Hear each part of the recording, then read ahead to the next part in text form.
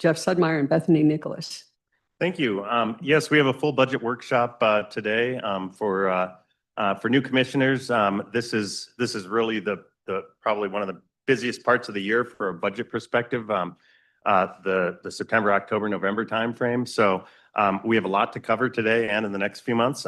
We'll start out with a workshop on the fiscal year-end budget process. This is the annual workshop where we close out the prior fiscal year, in this case, fiscal year 25, which ended on June 30. Let's go to the next slide.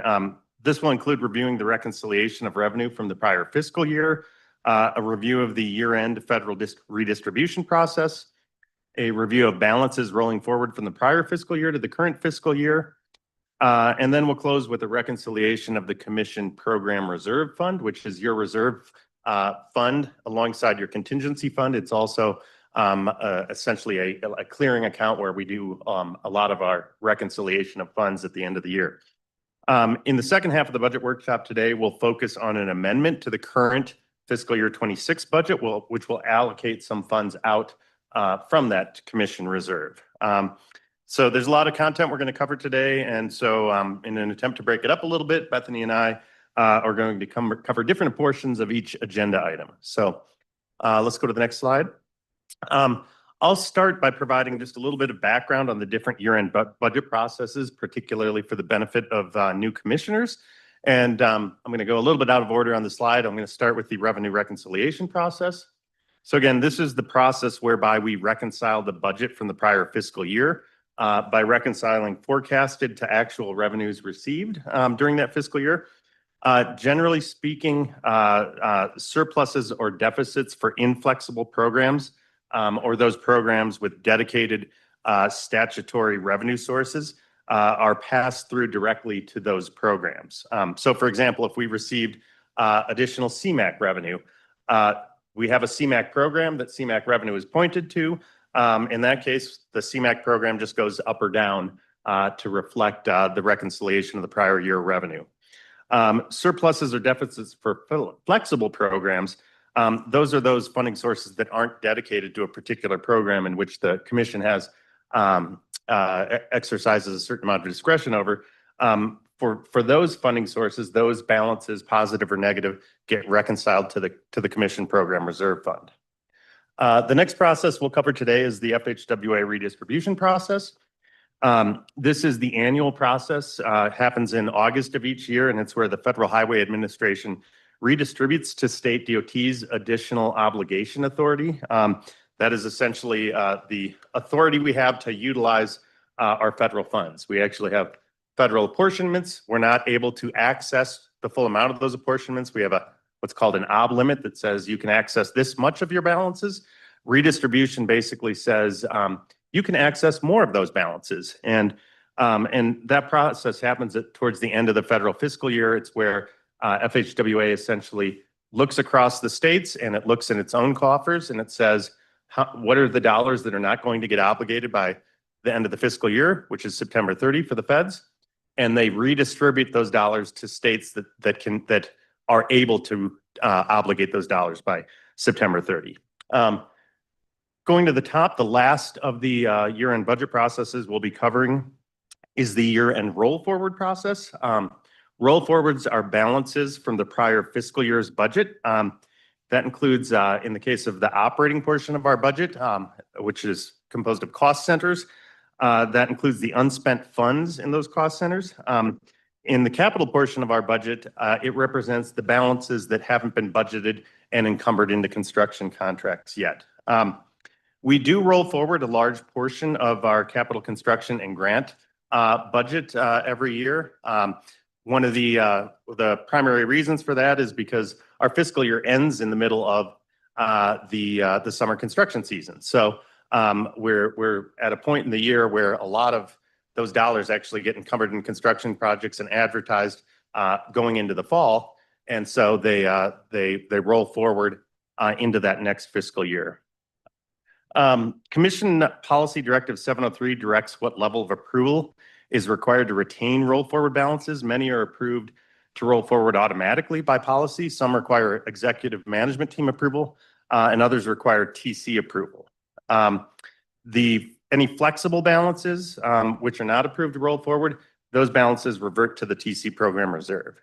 So that's just a high level overview of the three different processes that we'll cover in the subsequent slides. So with that, I'm going to hand it over to Bethany for the next portion of the presentation, and she's going to walk you through the first of these processes.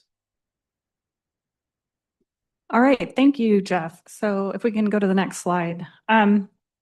So these two tables show you the revenue reconciliation for the CDOT budget for FY25. So the FY25 budget was developed based off the March 2024 revenue forecast.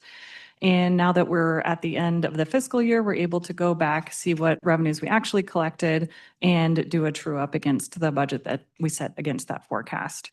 We've put these into two categories, like Jeff mentioned, inflexible revenues and flexible revenues. The top table gives you kind of a summary look at the adjustment that we need to make to all of the inflexible revenues. And these will just pass through to the programs based on guidance in statute or regulation. That totals a negative 17.4 million that we're going to need to adjust. If you would like to see detail on any of those individual lines, there are tables in the packet that give you a little bit extra detail behind these summary figures. But you can see also then in the flexible revenue category, we have a negative $14.9 million reconciliation. And as Jeff mentioned, it gets adjusted through the TC program reserve. So as we kind of go through the presentation today, we'll be stopping at various points to kind of reconcile the reserve for you as we kind of go through each step so you can see where that bottom line is coming out. So for flexible revenues, we saw $1 million additional in HUTF revenue. We saw an additional $13.7 million over our forecast in miscellaneous revenue. And then I think as we've discussed previously, the Federal Highway Administration revenue came in $29.5 million lower, and that was primarily due to a difference in the obligation limitation percentage. Next slide. Okay, so the second piece that we want to go over is the federal redistribution, which is that kind of redistribution of additional obligation limitation prior to the federal fiscal year end. And Colorado received $99.7 million. That was our share, which is about 1.31%, which is pretty close to our typical share of 1.34%. We provided a table here so you can kind of see historically. We've been pretty successful at receiving redistribution. So this will go into the program reserve, and then we will continue to have discussions about reconciling those amounts and making decisions around those amounts. Next slide. So here's a reconciliation. We began with 57 million in the program reserve account. We have that 1 million additional revenue from the HUTF, 13.7 million additional revenue from miscellaneous sources, and then the Federal Highway negative 29.5. So that gives us a net impact there of that negative 14.9. Adding in the redistribution amount, we end up with 141.8 million at this point in the TC Program Reserve Fund. So kind of from that point on, we'll discuss roll forwards, and I'll actually pass it over to Jeff for that piece. Okay, unless there are any questions for Bethany thus far, I will pick up with the roll forwards. Any questions for Bethany? Go ahead. I was just curious why Colorado does such a good job of capturing the additional funds. What is it that we do that makes us uniquely wonderful? So as much as I'd like to say we're uniquely wonderful, I'm not totally sure that's the case. I think what I can tell you is that there are surprisingly, I think we do a good job. Don't get me wrong. I'll take that praise. But I think there are some states, believe it or not many, that are actually not able to utilize all their federal funds for whatever reason. It might be a match issue. It might be they just aren't able to move their projects forward quickly enough. We've never had that problem. We've never done that. Most of the funds that get redistributed are actually from the central pot. A lot of the dollars are grant dollars that haven't been deployed because federal discretionary grants haven't moved forward. And so I don't know that I can say that we've necessarily done a better job than some of the other states, but I can tell you we have always been able to put in a significant request. And the reason for that is just because we're very efficient about deploying our federal funds, and we're very strategic about trying to turn them around as quickly as we can so we can compete for that redistribution annually. Rick Ritter? Rick, did you have anything to add there? Oh, I thought you had your hand up there. Sorry about that. Okay. Anybody else? All right, please continue.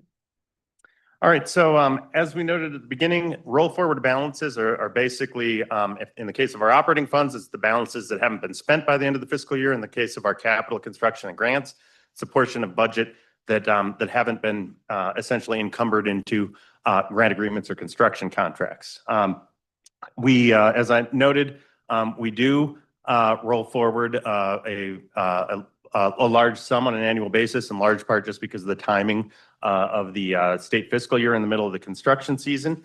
But I will also note that we have a larger than typical roll forward balance when we have large balances of one-time funding. And that's a situation we're in now, where we are still drawing down remaining funds from a significant amount of one-time legislative funding provided over the last few years, primarily through Senate Bill 267 COP issuances and from stimulus funding. And so we see higher roll forward balances in those situations than typical.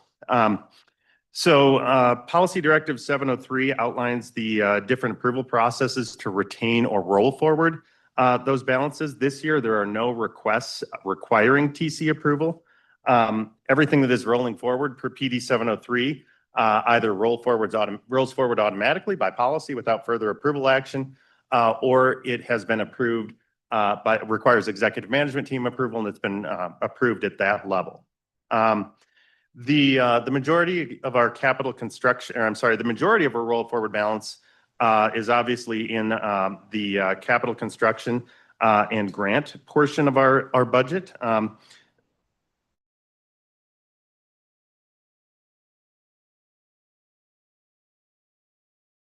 The last several years, I already mentioned this on, so this year's roll forward balance is about 20% less than last year's roll forward balance. So I think we'll continue to see that come down over the next couple of years. Again, this is just sort of outlining where that roll forward balance is.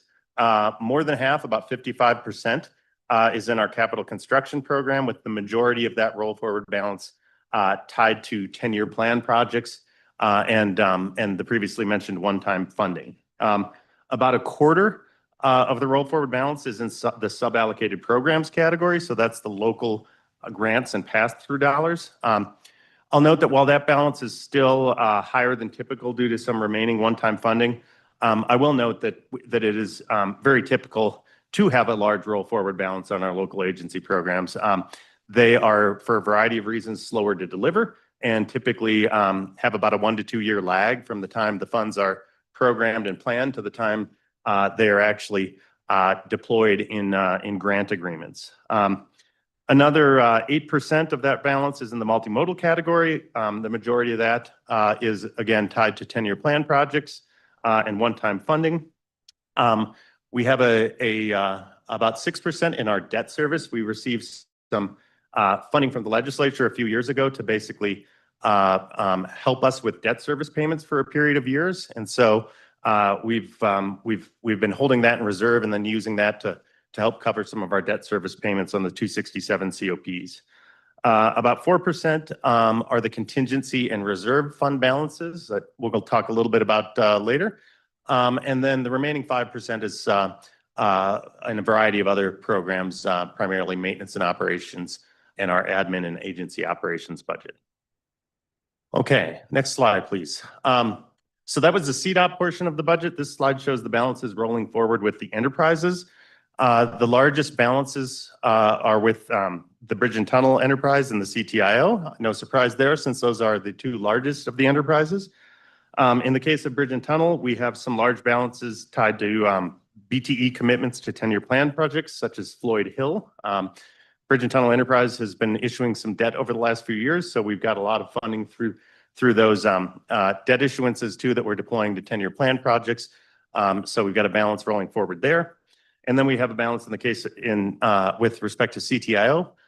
In that case, we have some toll revenue and penalty revenue on toll corridors. We also have the first of the congestion impact fee revenue, which is the new funding stream directed to CTIO that we're just in the process of planning for. So those are the largest elements of the enterprise revenue. All right, next slide, please. So I think we've already touched on this, just again, reiterating some of the key factors driving our roll forward balances. The big one being the final issuance of Senate Bill 267 COPs, stimulus and other one-time funding that we're continuing to draw down. Next slide, please. So per Policy Directive 703, the Commission's policy on budget, all of our budget pools, so that's the capital construction and grant portion of the budget, those roll forward automatically without further approval. Cost centers, which are generally speaking the operating portion of our budget, a large portion of those roll forward without approval. Some do require Commission approval. Let's go to the next slide. From the cost centers, there is about $43.2 million in state highway fund balances that don't roll forward automatically. And so if those balances did not roll forward, they would revert back to the TC program reserve. Of that amount, I'm sorry, I misspoke actually. Of the $43.2 million in state highway fund, which is flexible and could be allocated to other purposes, about 33.9 of it is by policy automatically rolls forward. So you'll see 43.2, you'll see 33.9 of that balance rolled forward. That left about 9.3 million. Out of that 9.3 million that does require approval, the executive management team approved about 3.9 million of roll forwards. That left a balance of about 5.4 million out of those cost center balances that will revert to the program reserve. Next slide, please. All right, so bringing this all back together, Bethany walked through the revenue reconciliation and redistribution portion of the presentation. So what this shows you is that the net revenue reconciliation of those flexible revenues. So again, the revenue sources that don't flow directly to a dedicated program, we have a net revenue reconciliation of negative 14.9 million. We just went through the roll forwards. We have about 5.4 million of state highway fund dollars from our cost centers that is not rolling forward, that is reverting back to the program reserve. And then we have the FHWA redistribution funding of about 99.7 million. So add those three elements to our beginning balance of 57 million. And we will end this month with a ending program reserve balance of 147.2 million. Let's go to the next slide. So in the second half of today's workshop, we are going to review a couple of budget amendments, which we are requesting for approval this month, which will draw down a portion of that balance. We're also going to preview some larger budget amendments that we're not quite ready to ask you to approve yet, but we wanted to give you sort of a preview of that. So we will segue in a moment here to the next part of our presentation, but just to sort of wrap this piece up in terms of next steps, we'll make any remaining adjustments to the budget allocations for the TC program reserve and to those programs with inflexible revenue sources before next month. So again, you'll see all of those adjustments in the budget for those inflexible programs that need to go up or down. You'll see the adjustments made to the TC program reserve. And then again, we will be back in either October or November with some additional budget amendments that will be presented to draw down a large portion of that program reserve balance. So I will pause there. I'll see if there are any questions on this portion of the presentation, and we'll be happy to take those. But then we'll move into the budget amendment portion of the presentation and start to look at how we intend to, or how we are proposing using a portion of that program reserve balance. Okay, any questions? at this May I point? ask a question? As far Yes, please, go ahead, Um, Vice Chair. for the benefit of our new commissioners, could we talk about the commission reserve funds versus contingency funds and the spending? I mean, is that okay?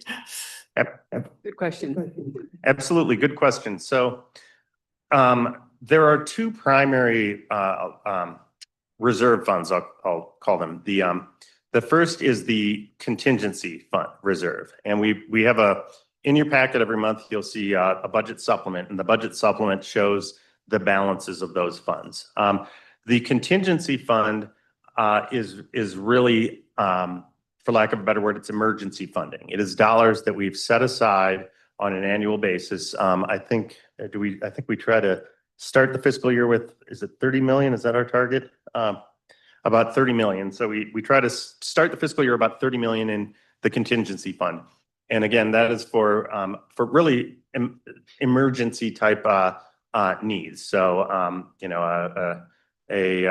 emergency bridge deck repair, emergency avalanche mitigation, et cetera. And so the program reserve is non-emergency funding. It's, like I mentioned, it's the account we use to as sort of a clearing account to reconcile, but it is the primary fund that is available to the commission to sort of address other needs that come up over the course of the year that are non-emergency in nature. And we can and do transfer between those funds. There's been times where we 30 million doesn't cut it on contingency, and we have to transfer from the reserve to the contingency. But generally speaking, that's the distinction. The contingency is the emergency funding. The program reserve is more flexible. It's generally used by the commission over the course of the year to meet unanticipated needs. That might be backfilling a shortfall somewhere in the budget. It might be adding funds to a project that encountered a budget shortfall or something else. But a variety of purposes over the course of the year. Vice Chair Bowman, anything else? Oh, thank you. If I recall correctly, then a great example of that would have been the contingency fund was used for the Highway 50 bridge repair. Is that correct? That is correct. Now, I will say in the Highway 50 bridge repair, we ultimately received, and actually I'm trying to remember the details Yeah. here.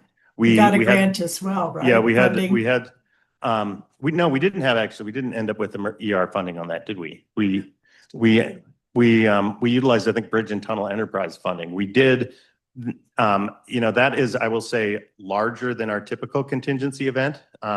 So the contingency fund is really not intended to sort of address that magnitude of need. I think in that case, we did use some contingency fund for some of the initial costs, but the ultimate full costs of that, we had to go to other sources. And I think in that case, it was Bridge and Tunnel Enterprise that was the primary funding source. Thank you. Thank you. Anybody else?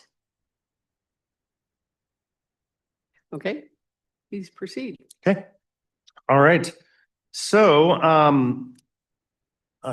let's go to the next slide deck. Actually, we're gonna have to scroll through about 20 pages of detailed reconciliation tables that we included in the packet for your reading pleasure. If we could just scroll through all these tables to the next slide deck. So yes, if you're really interested in the details, we've got it all here in all its glory. Oh, it is this. And actually, sorry, it may be a separate slide deck. The budget amendment is the slide deck I think we're going to next. Another question.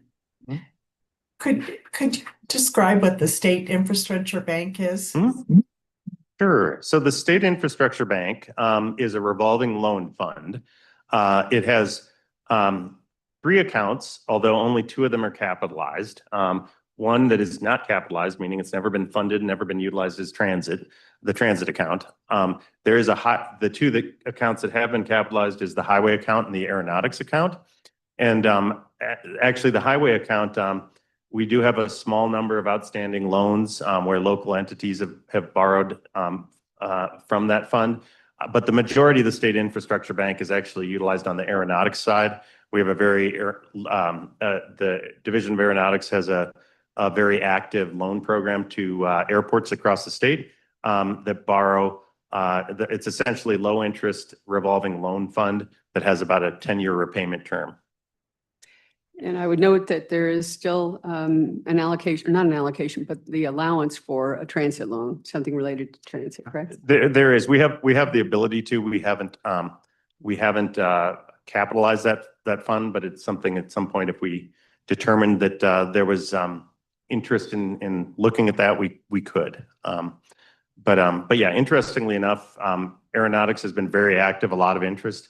Highway side and transit side, we have had much less interest and activity over the years. Okay, so we're set, we're ready to go. I think I saw one more.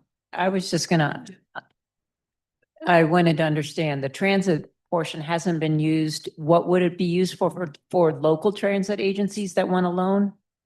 So when I say so I think the State Infrastructure Bank actually was originally set up in statute, and I think it referred to three different eligible buckets, one being aeronautics, one being highway, one being transit. We have never utilized the transit fund. So we do not have an active SIB in the transit program, but we could if we were to choose to do so at some point. But it would be used for like local recipients. Yeah, I wondered if it would be a potential outlet for a loan to one of the two rail programs. Is it restricted to local agencies, do you know? Is it restricted to local agencies? Yeah. For you? I would have to go back and look to, I think the only loans that we've ever made out of it, I think have been to local governments and to special districts. But if it was the question is like, are nonprofits or others eligible? Was that your question? Or? No, more would Mountain Rail or Front Ridge Passenger Rail be eligible? Yeah, I to think apply? I think there's wide eligibility for governmental entities, including special districts, and I think we have provided loans in the past to special districts. Okay, great, thank you.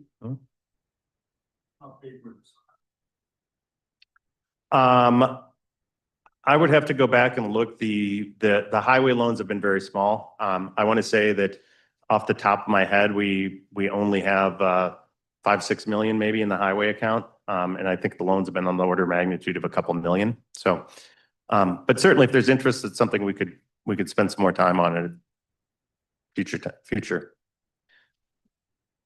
Thank you. All right, so moving on to the budget amendment, and I'm going to actually hand things back to Bethany. She's going to walk through the amendments that we're requesting your approval of this month, and then I'll come back in at the tail end, probably with some help from a few others, including Sean Smith and maybe Director Liu, to talk about a few amendments that we're proposing to bring back to you in subsequent months. All right, thank you. So we just have 4 amendments to go through for requests for State Highway Fund. So I'll go through a summary of that, look again at sort of an updated reconciliation of what that means for the program reserve balance, give you some more detailed descriptions of those budget amendments, and then go over next steps. Next slide. Okay, so just to remind you where we're at after all of the different movements that we just went through. Right now, we're looking at a balance of 147.2 million in the program reserve. I'll point out the 5.4 million there residual state highway fund. So these 4 items would be state highway fund. Next slide. Okay, so because these requests would be from the TC program reserve, the PD 703 requires that we bring them to the commission for review and approval. These 4 requests are coming from the Division of Maintenance and Operations. So we just provided a summary table, and I'll go into more detail later on each individual item. But in total, they come to $2.8 million. Next slide. So if you were to approve the 2.8 million, that would bring us to a balance of 144.5 million remaining in the program reserve. Next slide. Okay, so here's kind of a little bit more detailed description of what the Division of Maintenance and Operations is requesting. First, for the I-70 Joint Operations Area per diem and hotel costs, they'd like to request 1.5 million. This is something that we've actually done through the year-end budget amendment process for the last 3 years since FY22, 3 or 4 years. So this is kind of the typical process for how they're able to set aside funding to go to the additional winter operations that are needed kind of above and beyond the normal operating expenses on I-70. If this request is not approved, they would have to absorb those costs from the Region 1 and Region 3 MLOS budgets, which are already underfunded. So they'd like to request to take this money from the program reserve at this time and set it aside, knowing that they'll need to cover those costs for winter operations. Second item is an asset extraction project that the division has been working on. They'll be switching to a new work order system, which is going to contain data on CDOT's roadway infrastructure. So the current asset inventory was last updated with 2020 imagery, so 5 years ago. They'd like to complete an updated extraction to load the most up-to-date asset inventory to reflect the most recent roadway configuration. Obviously make the tool a lot better. They did receive initially $500,000 in FY25 for this project, but the costs have increased and additional funding is needed to continue. So they're requesting this funding, kind of noting that it's important to have the most recent roadway configuration in the tool for it to be as useful as possible. Next slide. The third item they are requesting funds for is $500,000 for the installation of electric vehicle charging stations. They'd like to have these funds to be able to install additional charging stations to support the expanding battery electric vehicle fleet within the maintenance division. So their goal is to install 51 total stations. They've already completed 4 stations with the funding provided to date, and they're in process on 8 to 10. So the most of the balance available in the existing project has already been used. This additional funding would help them move towards their goal to get all 51 installed. And then the final item requested is additional guarded security for this CDOT headquarters building, the Park and Ride dinosaur lots, and the Arkansas CDOT location. I think they've had some recent experiences, up to 1,000 security incidents annually, which is an increase of 4 times the number of incidents in 2022. Issues with CDOT ticket enforcement have contributed to some of the issues with security on the property. So they would also like to provide additional security for a portion of the Arkansas property where the tower is for the digital trunked radio system, the public safety radio tower. So that's the final request. So sum total, 2.8 million for all 4 requests. Next slide.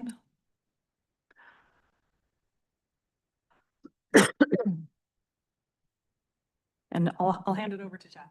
Okay. I'll pick up here, but before, want to see if there's any questions on the amendments that Bethany walked through, because those we will be requesting your approval of in the meeting tomorrow. Masters, please. Charging stations, those are for CDOT vehicles. They're not for outside vehicles. You re-ask this for fills up. The EV charging stations are for CDOT owned vehicles, not for outside people. These are to charge the vehicles we've already purchased. That's correct. Thank you.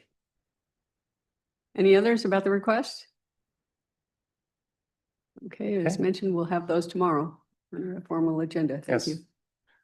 All right, so if you approve those amendments tomorrow, we'll still have about 145 million left in the TC program reserve. And so we wanted to sort of preview what our thoughts are regarding a large portion of the remaining balance. Just as a little bit of background, we go through this cycle every year where we get redistribution, we reconcile revenue. Generally speaking, we end up in the positive, and it's an opportunity for us to sort of replenish that reserve fund if we've drawn it down, and there are plenty of years where we draw it down before we get to this point in the year. To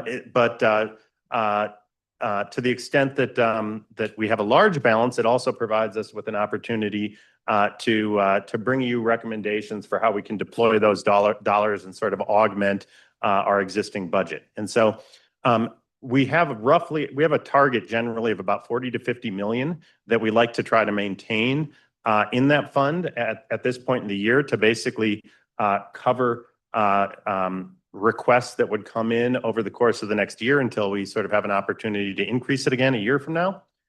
So with 145 million currently in balance, that means that we anticipate bringing to you somewhere close to 100 million in allocation recommendations, probably bringing that balance down to that 40 to 50 million dollar target.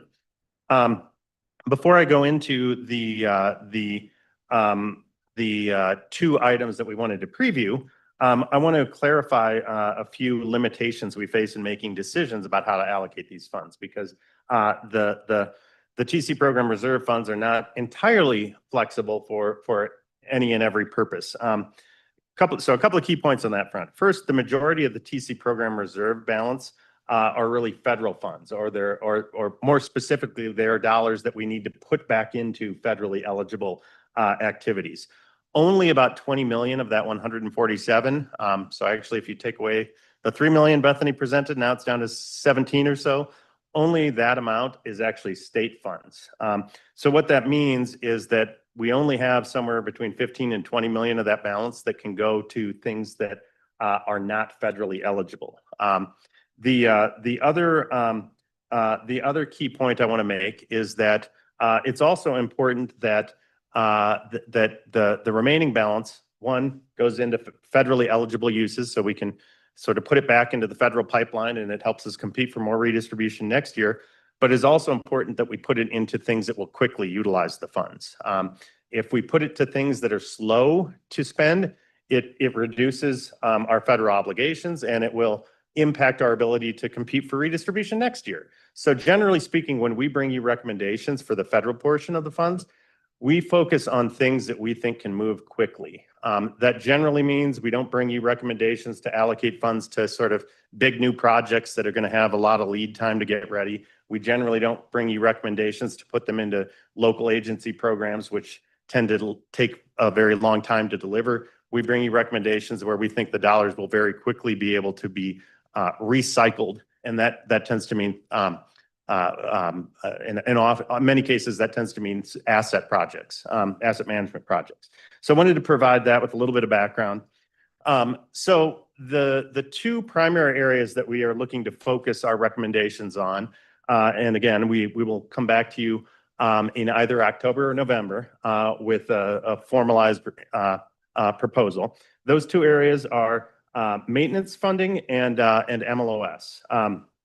For the portion of this MLOS, for the portion of the funding that is state funds. And for commissioners, trying to remember to not use acronyms too much. MLOS is maintenance levels of service. That is basically our maintenance program.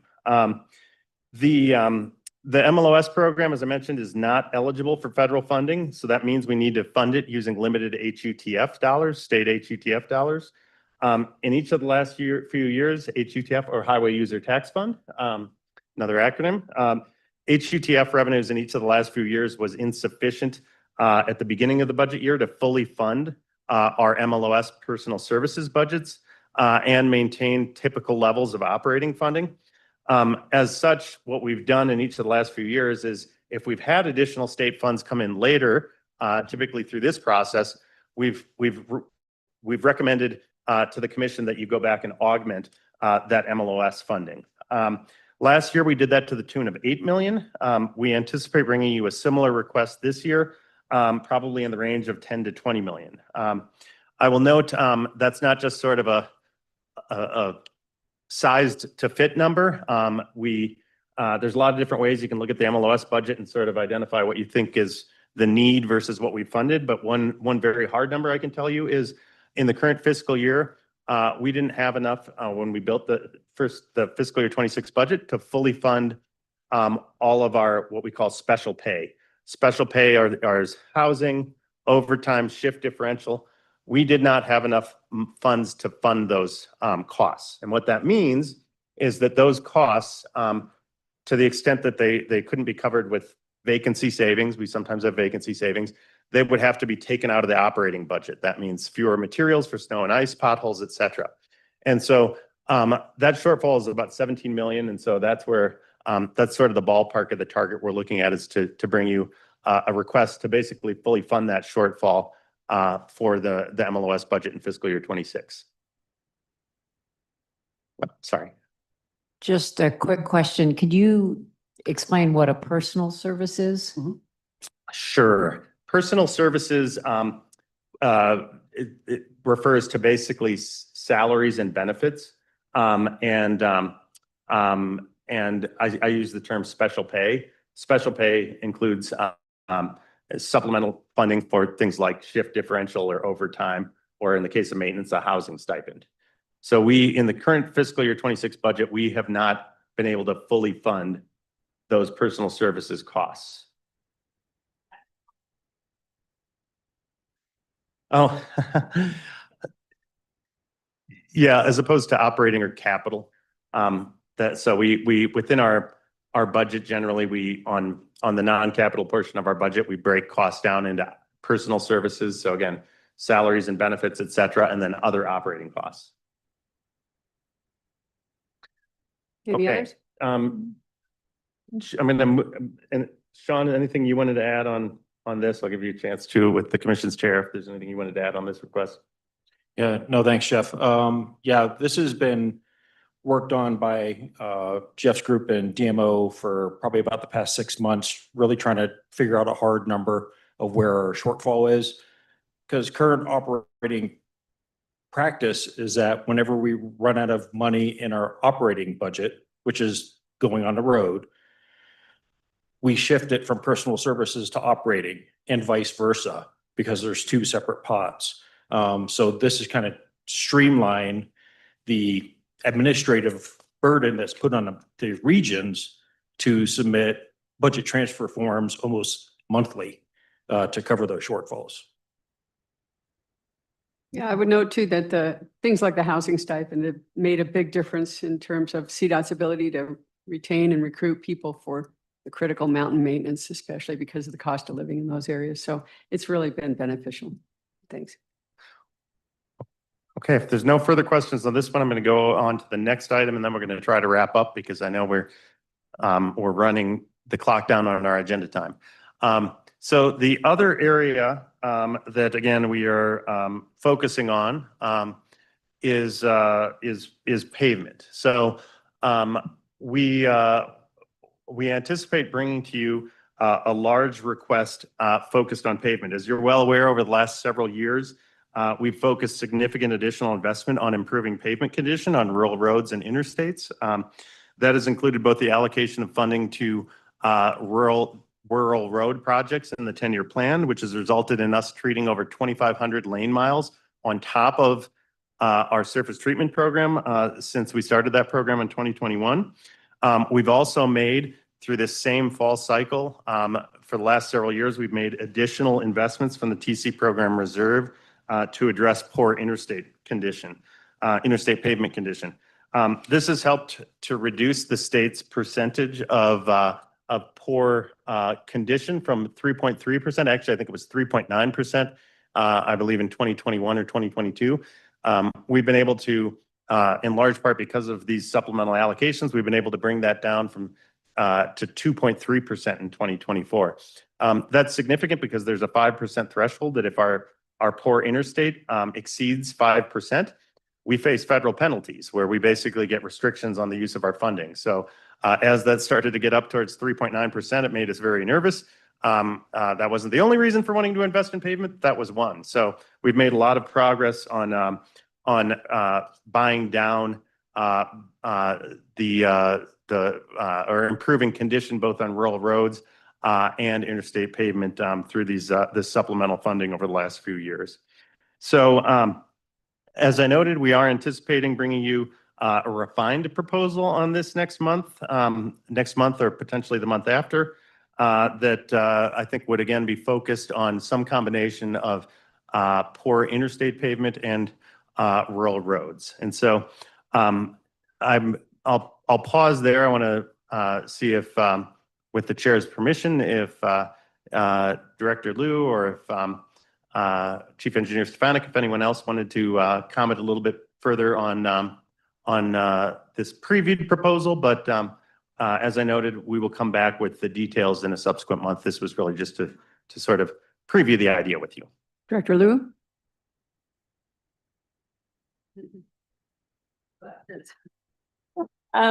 Thanks, Jeff. And just to give a little bit of context on sort of the use of these potential funds for this purpose, this would build on what we did the last time we got kind of a notable tranche through August redistribution, which was make a major investment in reducing the interstate poor statistic.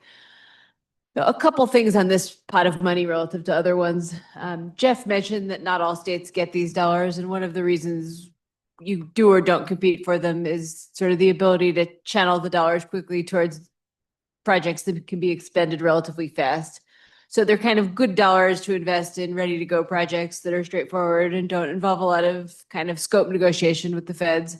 And given that there's kind of no question that these projects need to happen, and I don't think there's a lot of policy disagreement on the fact that we need to continue making the kind of dent we talked about last month on both the rural roads and some of the areas that are mostly rural as well with interstate poor. It's a pretty well agreed upon use case for Fix It First.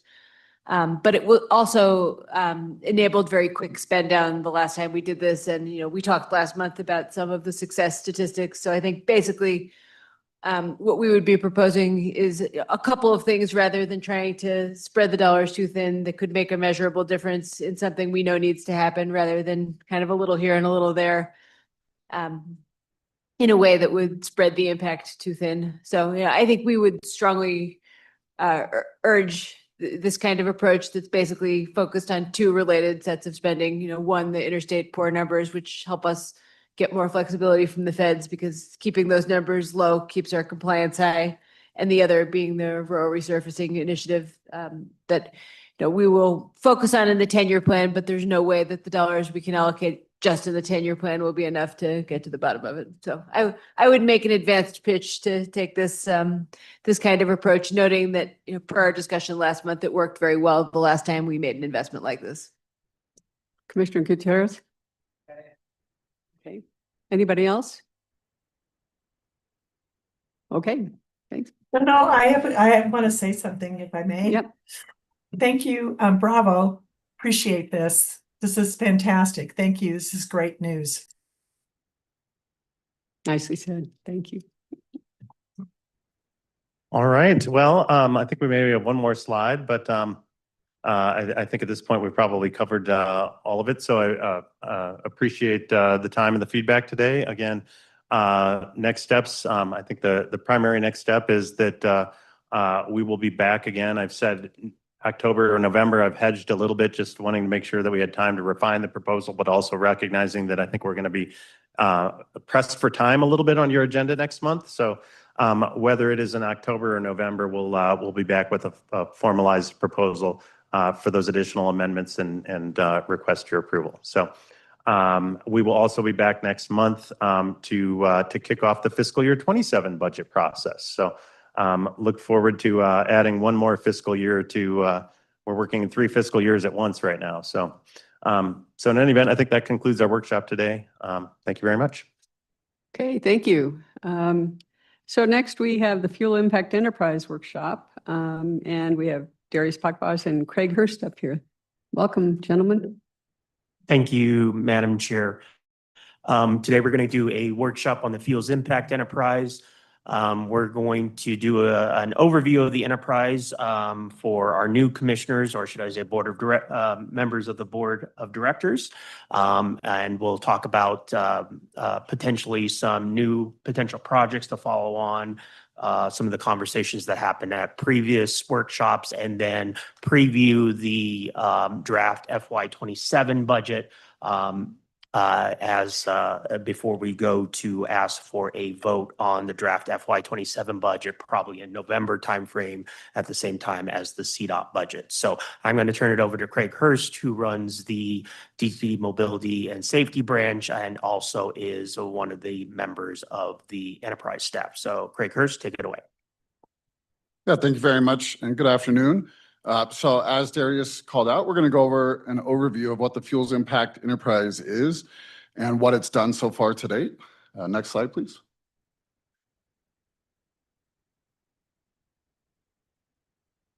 All right, so the Fuels Impact Enterprise was created by Senate Bill 23280. It was signed into law in June of 2023, and quickly the work was put together to officially create it in August of 2023.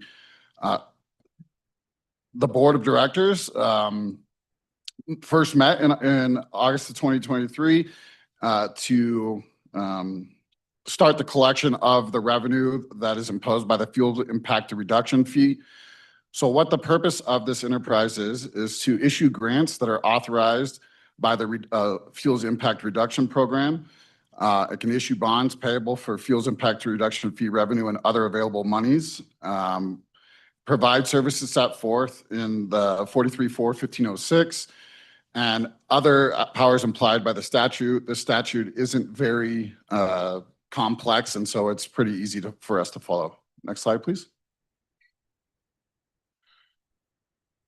So as detailed in the statute 43-4-1503, the Fuels Impact Enterprise Board was required to set an impact reduction fee by September 1st of that year. The board decided to impose the maximum fee, which was 6,125 millionths of a dollar per gallon. And that fee basically collects $15 million a year from the full fuel distribution industry. Next slide, please. So the breakdown of that $15 million, the first $10 million goes to local governments that are outlined in the statute. The second $5 million comes back to the state and can be used for freight projects. The type of freight project to be used for is on hazardous mitigation corridors. The state of Colorado has an entire network of hazardous material routes, most of which are on interstates and main highways. It could also be used for emergency response, emergency response projects, environmental mitigation projects, and projects related to the transportation of fuel within Colorado. Next slide, please. So when I mentioned the local governments that were outlined in the statute, they're here on the screen. They're Adams County, the city of Aurora, El Paso County, Mesa County, and Otero County. The money is distributed equally to the amount of fuel that is distributed out of each location. So interestingly enough, 84% of fuel is distributed out of Adams County, but the city of Aurora has one facility that does 20% of the state's fuel supply distribution on its own. So it has its own carve out outside of Adams County. So 64% of fuel is distributed out of Adams County. Therefore, they get $6.4 million of the $10 million. Aurora distributes 20%, and therefore they get $2 million out of the $10 million. El Paso County is 13%, and so on and so forth. So the math is just equivalent to the percentage of fuel that is distributed out of each location. So the annual state allocation from the Fuels Impact Enterprise, as I said earlier, is $5 million. So during the collection of fiscal year 24 and fiscal year 25, we had $5 million that came to the state. And in January 2025, the board of directors voted to allocate an additional $1.46 million of remaining FY24 revenue to the state project allocation fund. And therefore, we had $11.46 million to distribute. Part of the reason that we had that large of a number to distribute is during the first year of the enterprise, We worked diligently to create all of the procurement agreements with each local government so we could send them money essentially from the Fuels Impact Enterprise to those location or to those local governments. Once that was completed, we have now distributed all of FY24 and FY25 funds to the local governments. Those actions are complete. Next slide, please. So in past meetings with the board of directors, we have, you all have approved $9.5 million of that 11.46 million to projects that are in regions 1, 2, and in regions 1, 2, and 3. The freight funds went to 7 million of them went to a bridge, or a set of bridges on I-70 and Deer Trail. The remaining 2.5 million was split down the middle. $1.25 million went to region 2 and $1.25 million went to region 3. Those are for surface treatment or paving projects on freight routes in those regions. It'll likely be 3 separate projects in each region, and we expect to get 15 to 20 miles of pavement out of each in each region with those funds. So similar to the discussion that was just had, we're focused on freight routes that have the greatest need for surface treatment there, and that could be a huge benefit to the quality of the road surfaces on freight routes. Next slide, please. So these are the high level, these are actually the slides that were presented to the board of directors back when we requested approval in May of 2025. You can see the details in that picture of why we focused our funding to the Deer Trail structures on I-70. There was some obvious need for repair there, and that work is on schedule. It did go to AD in July, and already the bids are already back, and Region 1 is well on their way to working to get those projects done. Next slide, please. And here's the slide from this other 2 projects that I described, 1.25 million to each region. Those are regions 2 and 3. Those projects will be completed this fall and will be completed by the spring of 2026. So some will start in the fall, some will get completed in the spring. Next slide, please. So we have an additional $1.726 million remaining from FY25 funds that we're recommending to basically do the same thing in regions 4 and 5. We would be asking to send recommending to send $1.25 million to region 4 to do surface treatment projects on freight routes that have the greatest need. And then the remaining funding, or $476,000, would go to region 5. And of course, we will consider the short that we did not send a full $1.25 million to region 5. Part of the reason is simply because region 5 doesn't have an interstate and as many miles on their freight routes. And so the reduction there isn't because we don't like region 5. It's just there is less mileage there, and we will absolutely focus on ensuring that we get them revenue in the future as well, if at all possible. So with this, that's a request that we'll be making, as Darius outlined, in a future meeting. We don't think we'll be able to get on the agenda next month, but we'll absolutely try to get on the agenda for November to seek to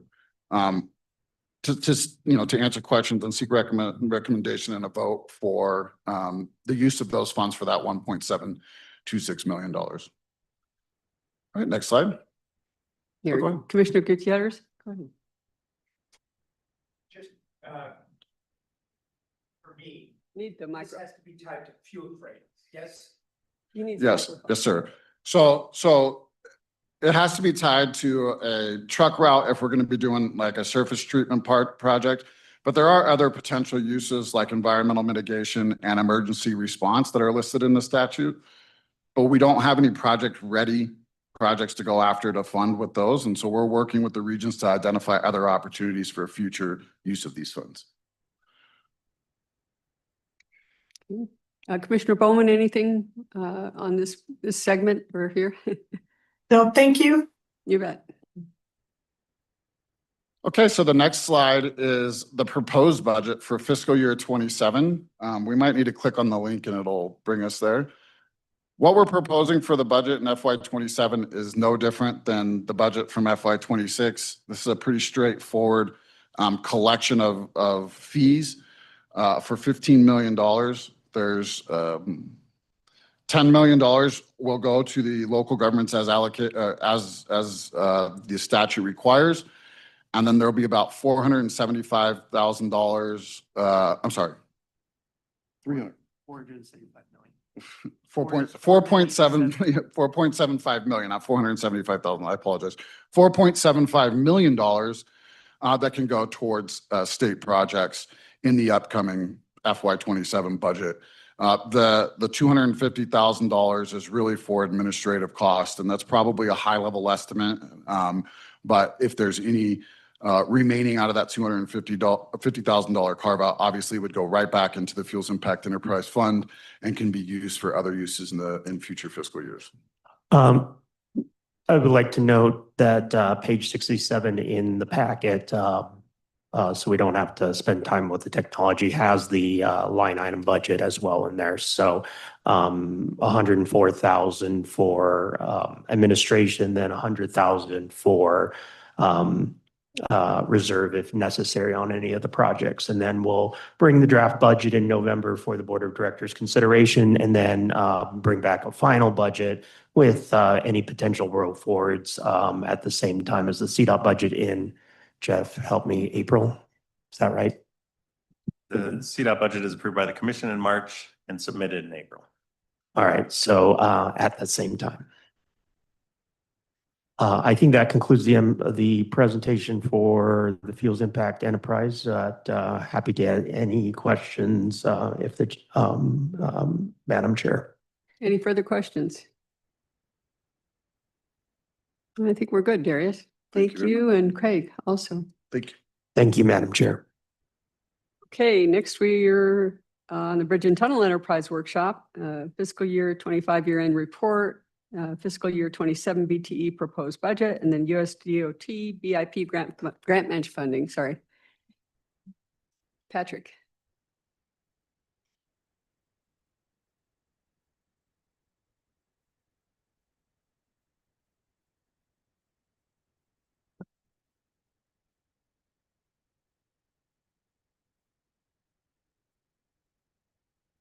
Thank you, Chair.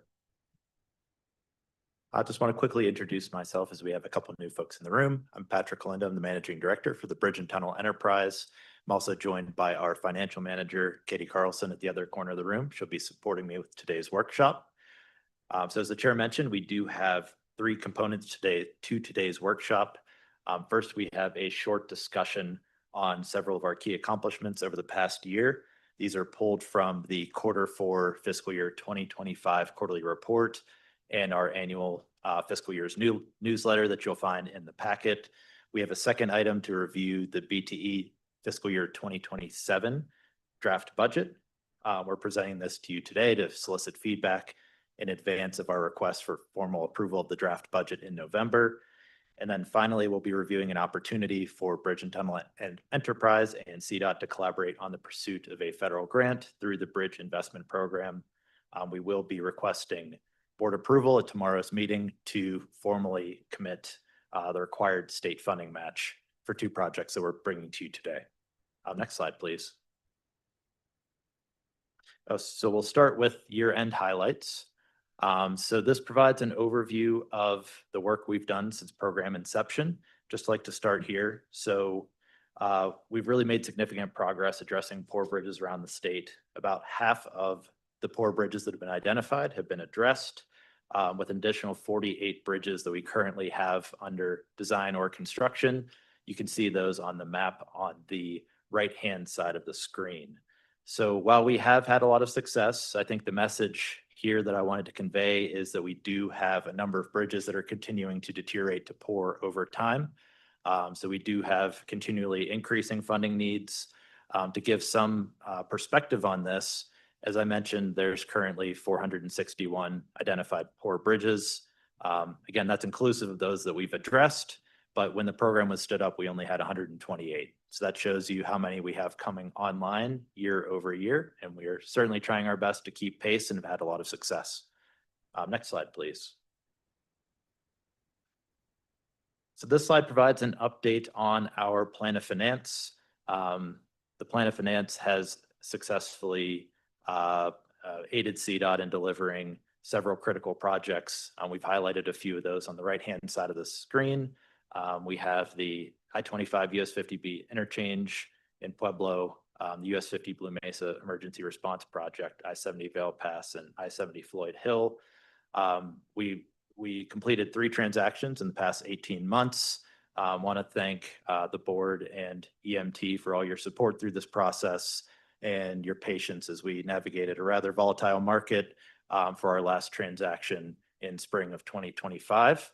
Ultimately, we did get that closed and get the funding that Floyd Hill needed to progress its 4th and final construction package.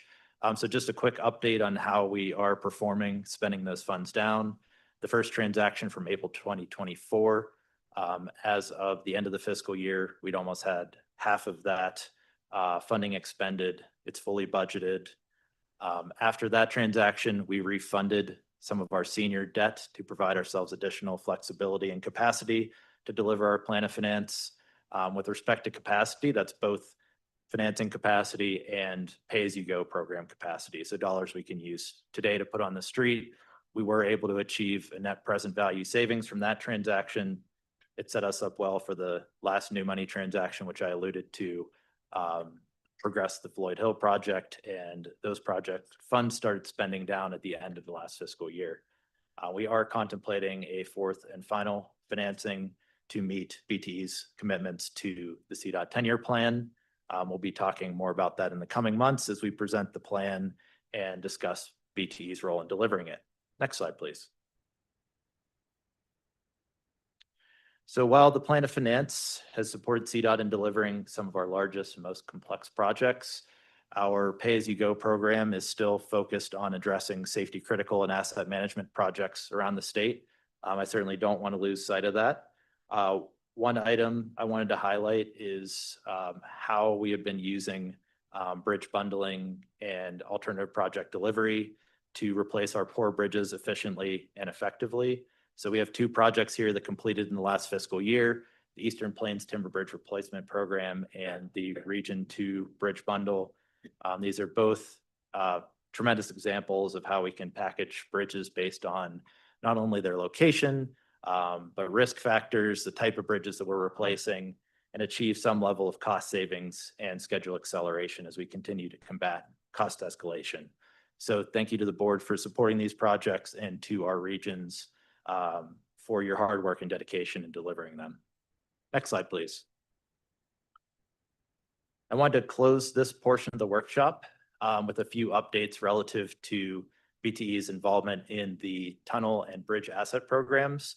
So the graph you see on the left-hand side of the screen shows our budget allocations for fiscal year 2025.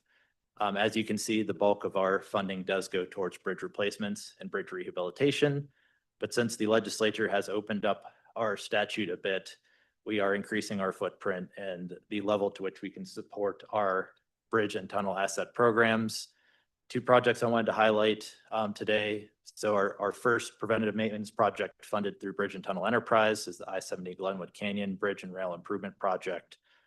So we're excited to partner with Region 3, get them the funding they need for this project, and work towards preserving these 12 critical assets. And at the Eisenhower Johnson Memorial Tunnel Facility, there's a number of projects going on up there using both Bridge and Tunnel Enterprise and other CDOT funding sources, but just wanted to touch on the LED lighting project. The board approved funding to advance this project during the fiscal year. This will advance a project that's expected to improve safety for the public, decrease energy costs, decrease maintenance costs. Whenever Bridge and Tunnel Enterprise was given the ability to work on tunnels, one thing that was striking to me going up and visiting these facilities is the lighting systems are dated to the point where we are borrowing components between facilities, getting them from other owners. In some instances, our maintenance forces are fabricating them to keep the systems working. So I'm excited to partner with Region 1 to get them the funding they need for this critical project. So with that, I believe that concludes the first component of our workshop. I'll turn it over to the chair for any questions. Any questions? Commissioner McLaughlin, please. I don't have it on either. I don't have a question, but I just wanted to say 4 months ahead of schedule and 2.2 million under budget's pretty darn good. Thank you. Thank you. Thank Region 2 for their hard work delivering the project. Yeah. Any others? Yes, I just want to say congratulations, Commissioner Bowman. Okay, that's wonderful. Thank you. And Commissioner Marcano. please. Thank you. I also want to ask, did we get any like positive coverage for finishing ahead of schedule and under budget? Is that something that Yeah, maybe I'm not- pitched to the media? Yeah. I think that's good news that people would probably want to hear. But I did have an actual question about I was not aware that the Eisenhower bore, I guess apparently is much, or it's like significantly longer than the Johnson bore, just based off of the light fixtures. Can you talk about the difference there? Oh, just with respect to the relative number of fixtures in each Yeah. of them. So I don't think the fixtures were installed in the same year. I can certainly get you the background on that. So I think there might be slight discrepancies or differences between the systems. I think the two bores are relatively similar. in length. Okay. So I'd have to get you the details on the differences between those two systems. Okay, that was my assumption that they were probably pretty close, but I just saw there was a fairly large discrepancy on the number of fixtures, so couldn't help but ask. Thank you. Yeah, great observation. Good catch. I had a couple, if I may. You mentioned, we've always talked about 3 tranches of those, but you talked about a 4th. Is that the 3 tranches plus the refunding? Okay, Yes. got it. And then have your expectations regarding the PAYGO remnant over time changed? Are they the same as what you'd shown us about a year ago? Yeah, so they are relatively similar. We'll be returning in November when we present our 10-year list of projects to discuss the implications of funding that through PAYGO and financing alternatives. But in general, our revenue forecast has been fairly consistent. We've actually, this particular year, if the cost or the reconciliation is any indication that our revenue collections actually came in over forecast. So Good. hopefully that trend continues. Excellent, thanks. Okay, let's go ahead. Okay, next slide, please. So we'll transition over to the BTE budget workshop. So we'll start with a few budget setting basics for the enterprise. We already had the Fuels Impact Enterprise lay some groundwork for us. I'll then turn the presentation over to Katie. She'll review our revenue forecast, which as an enterprise that forms the basis for our budget allocation for the year, review our program allocations, discuss a few potential budgetary impacts from the plan of finance, and then discuss timing and next steps. Next slide, please.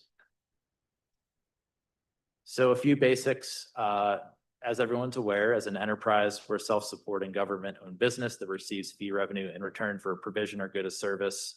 As such, we are financially distinct from CDOT, set our own budget in accordance with our statute and bylaws. The only constraint we have is the revenue forecast for the upcoming fiscal year. As has been discussed, and I won't belabor, is that there is quite a bit of coordination with the central budget office to make sure the work we do here, the discussions we have, the enterprise budgets are rolled up and properly reflected in the department-wide budget. With that, I'll turn the presentation over to Katie. Next slide. Okay, so this slide is going to show you the FY27 revenue forecast. So like Patrick mentioned earlier before, we work really closely with Jeff and his team. They help develop this forecast for us. The table that you'll see off to the side is going to show you all the different revenue sources that we are expecting to collect and the amount for FY27. I'll walk through all of them briefly, but overall we're expected to receive about 206 million. Our largest revenue source is going to be for our faster funds. So that is a bridge safety surcharge that's part of our vehicle registration. The next 2 largest fees that we collect is associated with Senate Bill 21-260. So it's going to be our impact fee and our retail delivery fee. Retail delivery fee you may be familiar with. That one is on Amazon deliveries and then anything associated with food deliveries. And then we also have got some additional revenue that we receive. So line 4 and 5 right there, you'll see we get some federal funds, and then we've also got some miscellaneous revenue. I do want to point out that the interest earnings there, that's associated with the new money transactions that we've been talking about. So we refer to those also as our infrastructure revenue bonds. So we've been earning interest on those. So we are expecting an uptick in those interest earnings as well. Next slide. So this slide is going to show you how we plan to allocate our funds in FY27. We've got different categories that we allocate our funds in. This aligns with the budget that OFMB will present next month as well. We've got our administrative and operating costs. We've got our maintenance and preservation, debt service, and then our construction program. So I'll walk through each one of those briefly. So for the first one, let's look at administrative and operating. We've got a very nominal amount that we spend on that. We're sitting at about 1.2% of our overall budget for BTE in fiscal year 27. Next is our maintenance and preservation. We've got a few categories that fall under that. We do have an agreement with CDOT to have their maintenance department maintain our bridges throughout the year. So the amount that you see right there for 1.4 million is our agreement with them in fiscal year FY27. The other categories that we have listed as well, we do have a roll forward balance from previous fiscal years that we're spending down. So right now we're just not going to allocate additional funds. We're working on spending those down. Then that gets us to our debt service. So this is a good portion of our budget. It's about 38% overall. These are fixed commitments. So this is anything for our Central 70 agreement, and then all of the new loans that are bonds that we've been talking about. So anything with our infrastructure revenue bonds.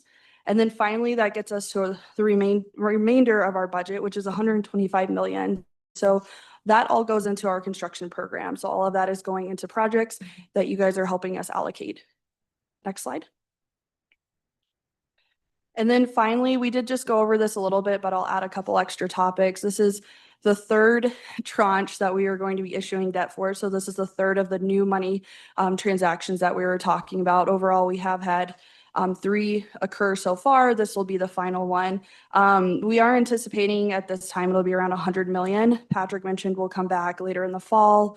We'll have additional details on that as well, and we will look at the 10-year plan projects that we will associate with that spending. And then next slide. So next steps, just kind of give you an overview. We will return in November alongside OFMB. We present our final draft budget for approval and review again. Then we'll also return in December and January. During that time, we're going to be working with OFMB. We'll be updating our budget. We'll make sure we include a new revenue forecast. Any programmatic allocations, we'll get that incorporated. During this time as well, we'll make sure that we coordinate closely with Jeff and his team to ensure that our budget allocations, our overall revenue ties back to what they're presenting as well. February, we will present that revised budget to you, and then we'll return in March asking for approval. Next slide. And at this time, I'm going to hand it back to Patrick. Thank you. I'll hand it to the chair if there's any questions on this segment of the presentation. Any questions on the budget portion? Commissioner Bowman or Vice Chair Bowman, anything from your end? No, thank you. Great presentation. There you go. Thanks. Okay, thank you. So the third and final component of the workshop is on the USDOT Bridge Improvement Program or Bridge Investment Program. Just want to start this section with a short explanation of why we bring these opportunities to you. So first and foremost, we certainly want to avoid being pre-decisional and request your input and approval on these projects before making any funding commitments. We aren't formally allocating budget at these times, so all of these discussions we're having are contingent on a successful outcome in the pursuit of one of these grants. This doesn't fall under PD 703. You heard that from Jeff and Bethany on a few occasions. That generally dictates when we bring budget items to the board. This falls outside of the confines of PD 703, so we want to make sure we are getting these in front of you timely. And then second, based on feedback or guidance we've gotten from the grants team, we can strengthen the competitiveness of our applications with a board approved resolution committing state match funding to these opportunities. Next slide, please. So a few notes about the Bridge Investment Program. So this was introduced through a rolling notice of funding opportunity in late 2023 for 4 fiscal years. So fiscal year 2026 is the last fiscal year for this particular program, unless it's ultimately extended. So the program focuses on the replacement of poor rated and imminently poor bridges. So those are generally bridges that we expect to fall poor within a few years. So it very closely aligns with Bridge and Tunnel Enterprise's mission and goals. So we have been working with CDOT to aggressively pursue this opportunity. The program has 3 categories. So we have brought a number of resolutions to you over the past 4 years. So just important to distinguish and keep these straight. The first category is planning projects. There's capital construction projects under $100 million. This is the bridge project category. And then the large bridge category, which is projects over $100 million. So we're anticipating the deadlines for the fiscal year 2026 planning and bridge project applications be October 1st and November 1st respectively. The last I heard, we have not received the notice of funding opportunity yet, but it's very possible based on the way the large bridge project release occurred. So we want to make sure we're getting this in front of you timely. And then finally, bottom line, we're requesting approval to commit BTE state match funding at required levels, which is 20% for the 2 projects I'll be presenting. I did want to note that these have been vetted through our technical staff, region staff, grants team, and ultimately EMT before arriving in front of you today. Next slide, please. So the first project we wanted to present is the Region 1 Colorado Eastern Plains Timber Bridge Replacement Project. This is a planning project that would replace 3 poor or eminently poor bridges. These are on the I-70 corridor east of Denver. They're in Adams and Arapahoe County. These structures are nearing 100 years in age. They're timber bridges that we expect to be load posted in the near future if we aren't able to get these structures off of our inventory. They're a critical redundant route for I-70 as well as critical for movement of agricultural goods and resources. So the match request is $252,000 for the planning project, which is estimated at $1.26 million. I will note that the terminology planning project could be a little bit deceiving. I know that's a rather high price tag, but that would include a good amount of the work that's required to advance the design. So any geotechnical exploration, survey, just quite a bit of work, hydraulics and hydrology. So we'd really lay the groundwork to get the design completed efficiently. So it's a rather extensive planning process, I would say. So next slide, please. Second project is the Region 2 US 85 Fountain Creek Critical Bridge Replacement Project for community connectivity and safety. So this particular bridge is being submitted for the capital construction category. It's nearing 100 years in age. The bridge is load posted. It has geometrical deficiencies or geometric deficiencies. It's extremely important to the local community, not only for vehicular use, but bikes and pedestrians as well. We also believe that this structure will require significant funding for major repairs in the near future if we don't get it replaced timely. The BTE state funding match request is $11.2 million for this project, which has an estimated construction cost of $56 million. I'll also note that we will be requesting additional design funding for this project via the budget supplement process, as regardless of whether or not we're able to secure this grant, we are still looking to advance this project towards shovel readiness and looking for a path forward to funding it for construction. Next slide, please. So I mentioned that we have approached the board a number of times over the past 3 years for various BIP grant application submissions. We wanted to put this table together to give you a summary of the status of all of our previous applications. Just starting at the top of the table here, we were awarded a planning grant for the Colorado 96 Safety Critical Bridges Project in Region 2. The Region 2 team's working with US DOT to get a grant agreement in place as we speak. The I-70 West Critical Bridges Project was submitted for the planning category, was unsuccessful. We will be resubmitting it again this year. I did want to note that the resolution that was approved by the board last year had a provision that allows us to resubmit this for future opportunities, provided that the requested state match funding does not exceed the approved levels, which it doesn't in this case. So we will be resubmitting that. We have an I-70 Bridges over Colfax project that was unsuccessful, and then 2 additional projects that are awaiting notice from US DOT. That's the US 50 Blue Mesa Emergency Response Project, which was submitted for the bridge category, and the I-270 Corridor Project, which was submitted for large bridge. Next slide, please.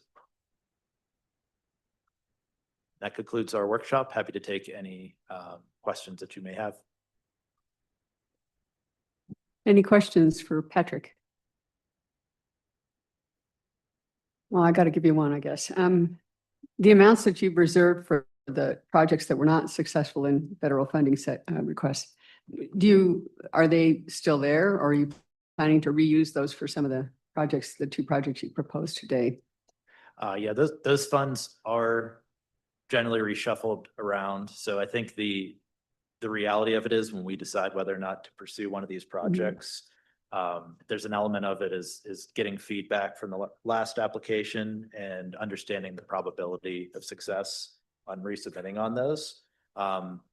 If we got that, the project that was not being resubmitted was certainly important enough to submit and get it to 30%. So we just look for other pathways to fund that project.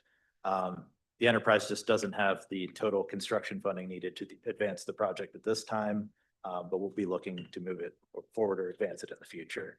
Okay, and what's the time frame for like the US 36 project or the one in Region 2? When they both looked scary, when do you think they will be given the planning segment, then you've got to go into actual construction? How long will it take, do you think?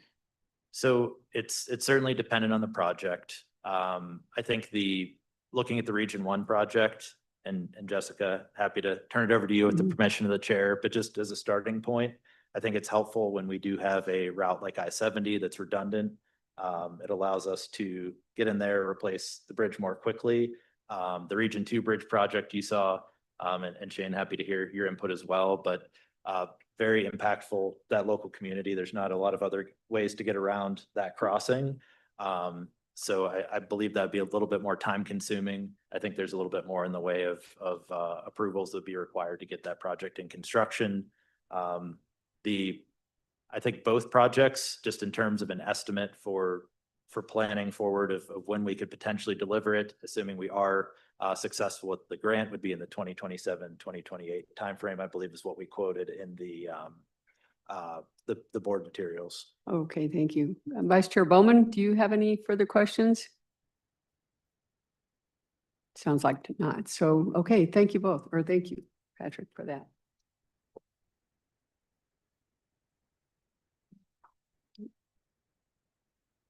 All right, what if we take a quick break before we head into the Emily's portion, and plan to come back 2:40, okay, 2:40.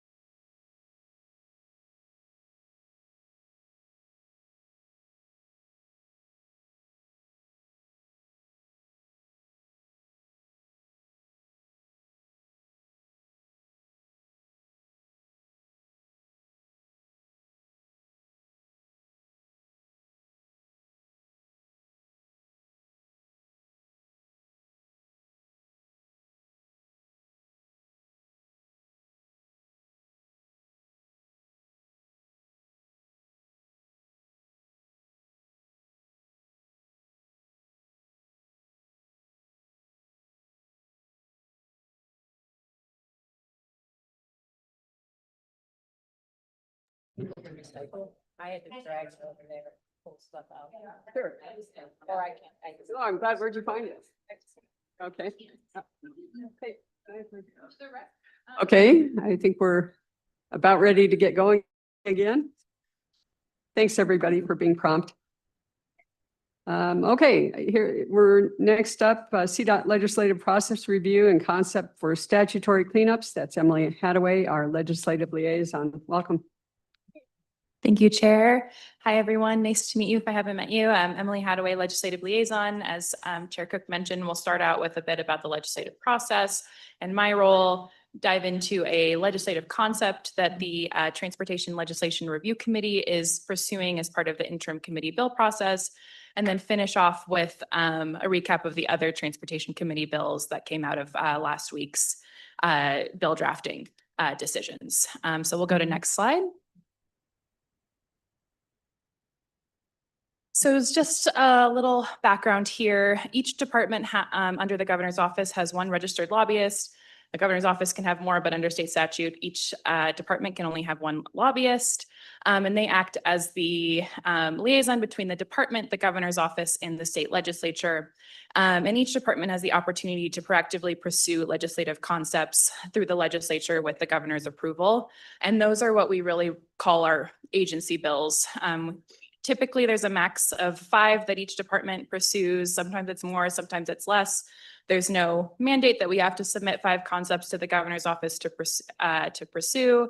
A lot of times, policy decisions don't have to be bills, particularly within CDOT. Since we have a transportation commission that sets our budget, there's some opportunity and flexibility to make those policy decisions internally versus some of the other departments that have more strict procedures and oversight with the Joint Budget Committee, but that does not mean that we are shielded from Budget Committee decisions, as everyone that was tracking last legislative session knows. But this year we have a little bit of a scaled back agenda. I'm only going to go into one concept. And then another part of my role during the legislative session is engaging on all bills that impact the department. So that includes taking positions of support, oppose, neutral, testimony only.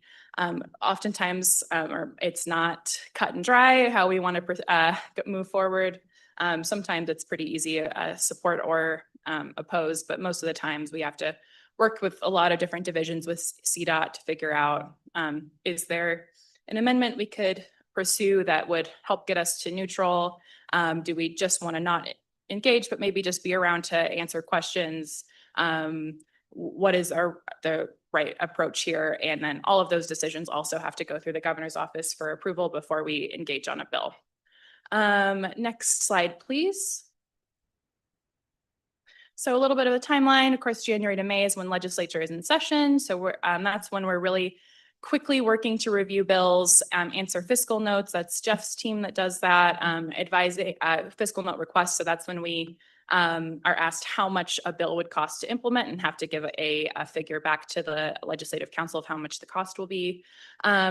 We contemplate amendments and then advise the legislature and the governor's office on transportation policy. June through August is when we start to think through our initial legislative concepts, compile those with the divisions, submit them to the governor's office for review. And then September to December, hopefully we'll have approvals and a sense of what bills we'll be pursuing, but that's typically the ideal. A lot of times bills aren't fully fleshed out at that point by September. So we need to take a little bit more time to refine the concept before we can socialize it with stakeholders or identify sponsors. And so that's, we have a few ideas that are still a little bit in those initial phases, but we have a few that have been approved as well. So with that, I will go on to our bill concept idea. So over the interim, we asked all of the state division or the CDOT divisions within our agency to conduct a review of statute and take a look at if there's any statutory cleanups that are needed. This was an idea that was developed partially because we already had a running list of a few cleanups that were needed that we wanted to pair together. And various divisions had reached out saying there were things that needed to be changed, maybe things that are old and we hadn't really had the opportunity to address it. And so we thought maybe this makes sense to do as one continuous bill together.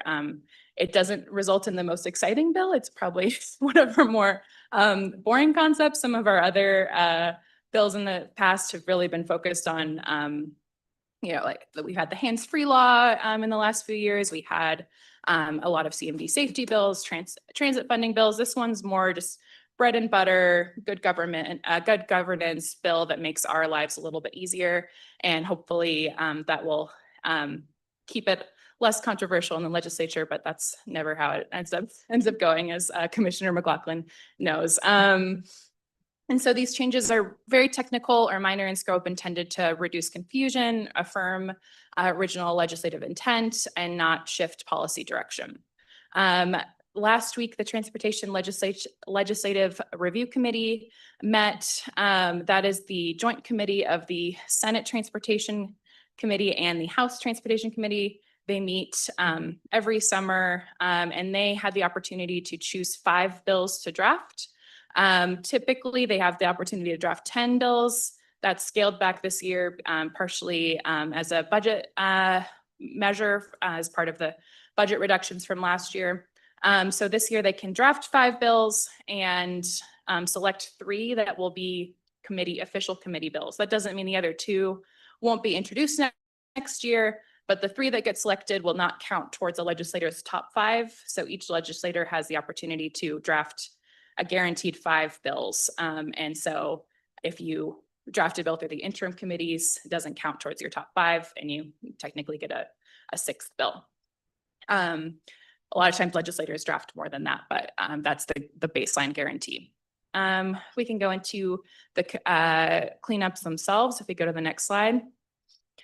So the first cleanup is related to a bill from last year, SB 2569. This was the chain assist program. So that directed CDOT to begin a process for authorizing companies to install and remove chain tires at designated locations.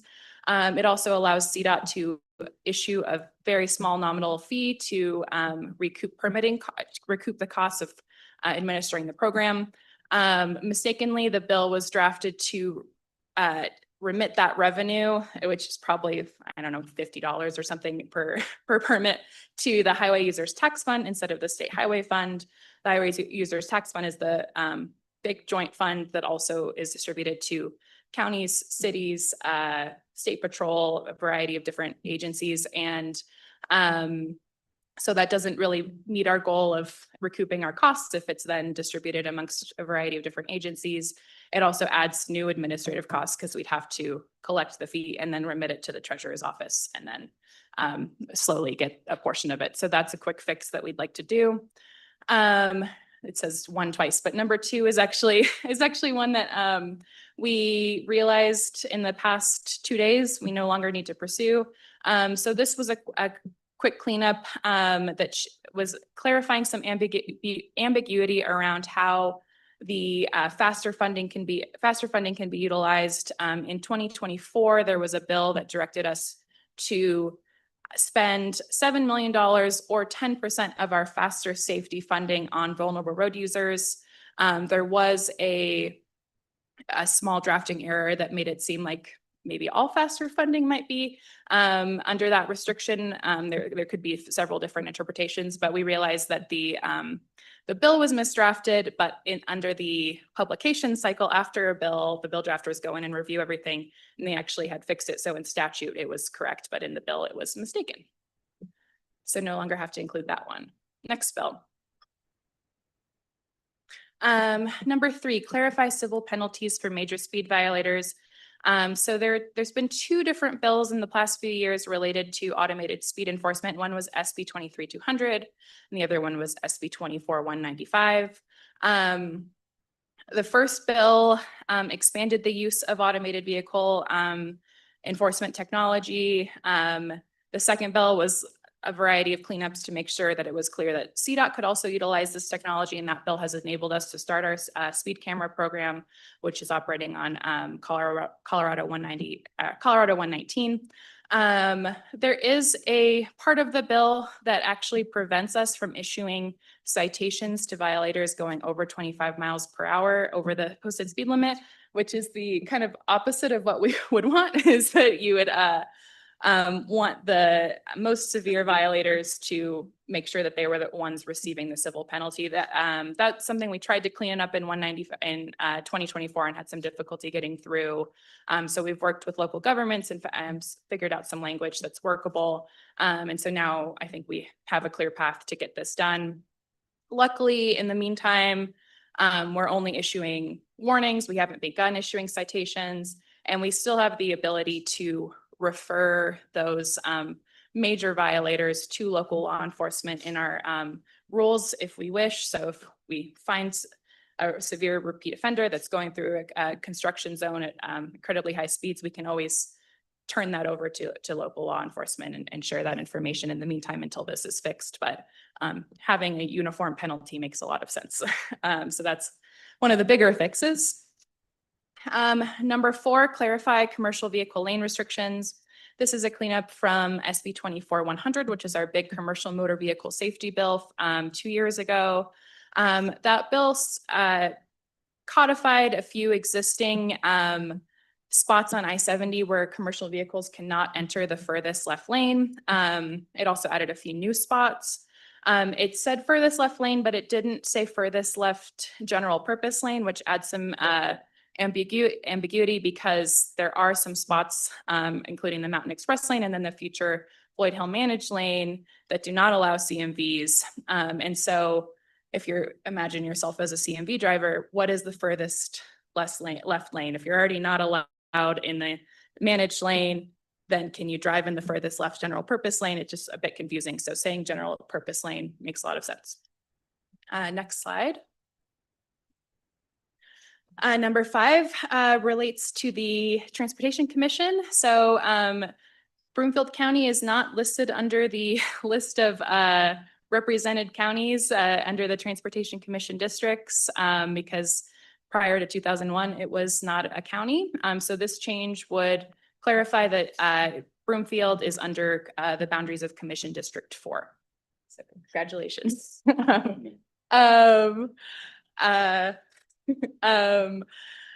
Let's see, number 6, repeal Transportation Commission District Study. This is an old just kind of holdout. There's a lot of different parts of state statute that are just old studies that maybe didn't have a set repeal date. This is one that was done 10 years ago by Legislative Council to complete a report on the boundaries of the district. So that's just, I think, muddling the statute and is something to repeal. Next slide. Same thing with number 7, repeal obsolete highway user tax fund allocation language. So there's a lot of old language in that statute that sets the allocation amounts for the highway users tax fund. Prior to 1997, there were different allocations. So it's just while we're in there cleaning up Title 43, might as well remove that. Remove Transportation Commission from Aeronautical Board SIB fund transfer process. This is something that the Transportation Commission actually approved in 2023, but we're not able to fully implement because there's a statutory provision preventing the implementation. So the way I understand it, the TC does not need to approve state infrastructure bank loans. So the Colorado Aeronautical Board has the ability to issue those loans. But if the Aeronautical Board wants to transfer that money back into the fund, the aviation fund, the TC needs to approve that, which doesn't quite make sense. So, you don't have to currently approve the transfer out, but you'd have to approve the transfer in. So that's a change that also makes sense in our eyes. Next slide. Correct a portion of the chief engineer statute. So there is a section that pertains to the maintenance division that's under the chief engineer statute that has nothing to do with maintenance. And so just moving that back under the chief engineer statute. standardized NAPME board terms. So all of our boards and commissions under CDOT have set terms, typically 4 years.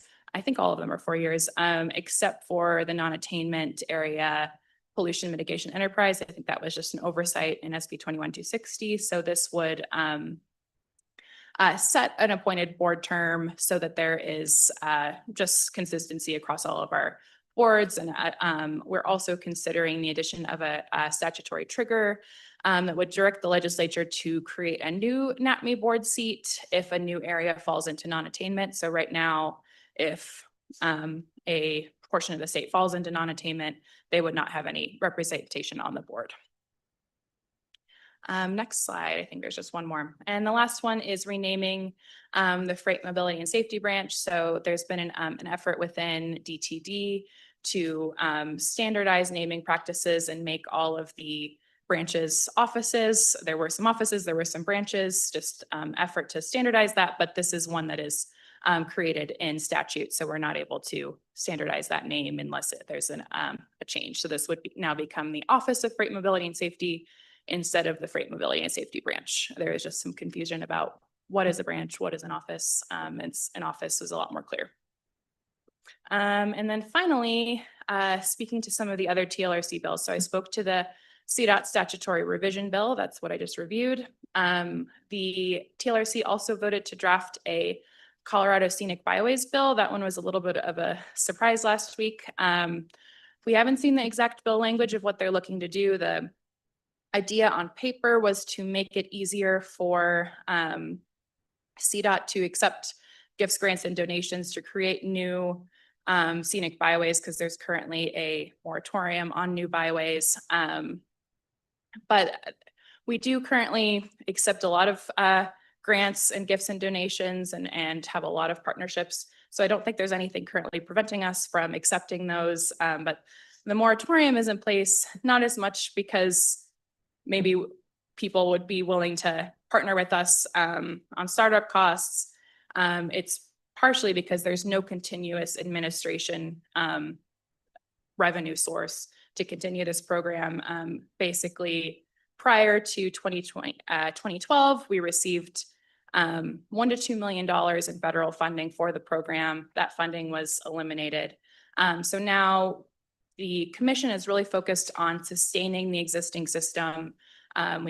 We allocate a few $100,000 a year to sustain the existing system and have kept the moratorium at 26 byways. And so we'll kind of see what comes out of that. I'll keep you guys updated as we see what bill is drafted, but not exactly sure what is going to go into the bill right now. And that's an example of a bill that isn't an agency bill. It does pertain to our agency. And so we have to figure out where do we land in terms of our position on the bill. 3, 4, and 5 do not pertain to CDOT exactly, but they are things that we'll generally track because they relate to transportation. One is granting DOR authority to implement e-titling solutions. I don't believe that's a DOR agency bill, but it is something that was presented on by an e-titling organization at TLRC. Diesel scrappage replacement grant program in the Clean Fleet Enterprise. That's been a bill that's popped up a few times. It hasn't been successful. That's been being championed in general by Colorado Wyoming Petroleum Marketers Association and the Colorado Motor Carriers Association. So I haven't worked with CDPHE to know exactly what their position they'll be taking on that. I imagine they also need to see the language. And then there also is a PUC bill that pertains to increasing a cap on how much they can spend on rail safety oversight. I think right now there's a $150,000 cap, and the FTA has directed them to begin a new oversight program that would put them over the cap. So that's another bill that's being pursued. So with that, I will go into questions. Also happy to jump back to other slides. I know that was a lot of different information. Thank you. Any questions for Emily? Yes, Commissioner Gutierrez. Thank you, Emily. I just have one question. When we go through this process, are the enterprises included in these discussions? Yes. Mhm. Okay. Yeah, we work on a lot of enterprise bills at various times, so they've all weighed in at different times. Let me get Commissioner Bowman and then Commissioner Ritter. Go ahead, Vice Chair Bowman. Oh, thank you so much, Emily. I'm so happy that we're doing this, and this makes a lot more sense. I took a ton of notes, so thank you so much. It really explains the process. Okay, good. Thanks, Commissioner. Commissioner Ritter? Emily, do you see any of these as controversial? Also call upon former legislator to your left who might understand shall we say, the mindset of that building. Yeah, I would say most of the statutory revisions I went through won't be controversial. It's possible the automated vehicle one, just because it's a topic that drums up a lot of conversation, or it's not automated vehicle, automated enforcement cleanup might have some more conversations than some of the other cleanups. But I think it should be something that everyone gets behind, that if you're going over 25 miles per hour, you should receive a ticket or a civil penalty. And if you're going 24, you already are going to. So that makes sense. So hopefully the legislature sees it that way.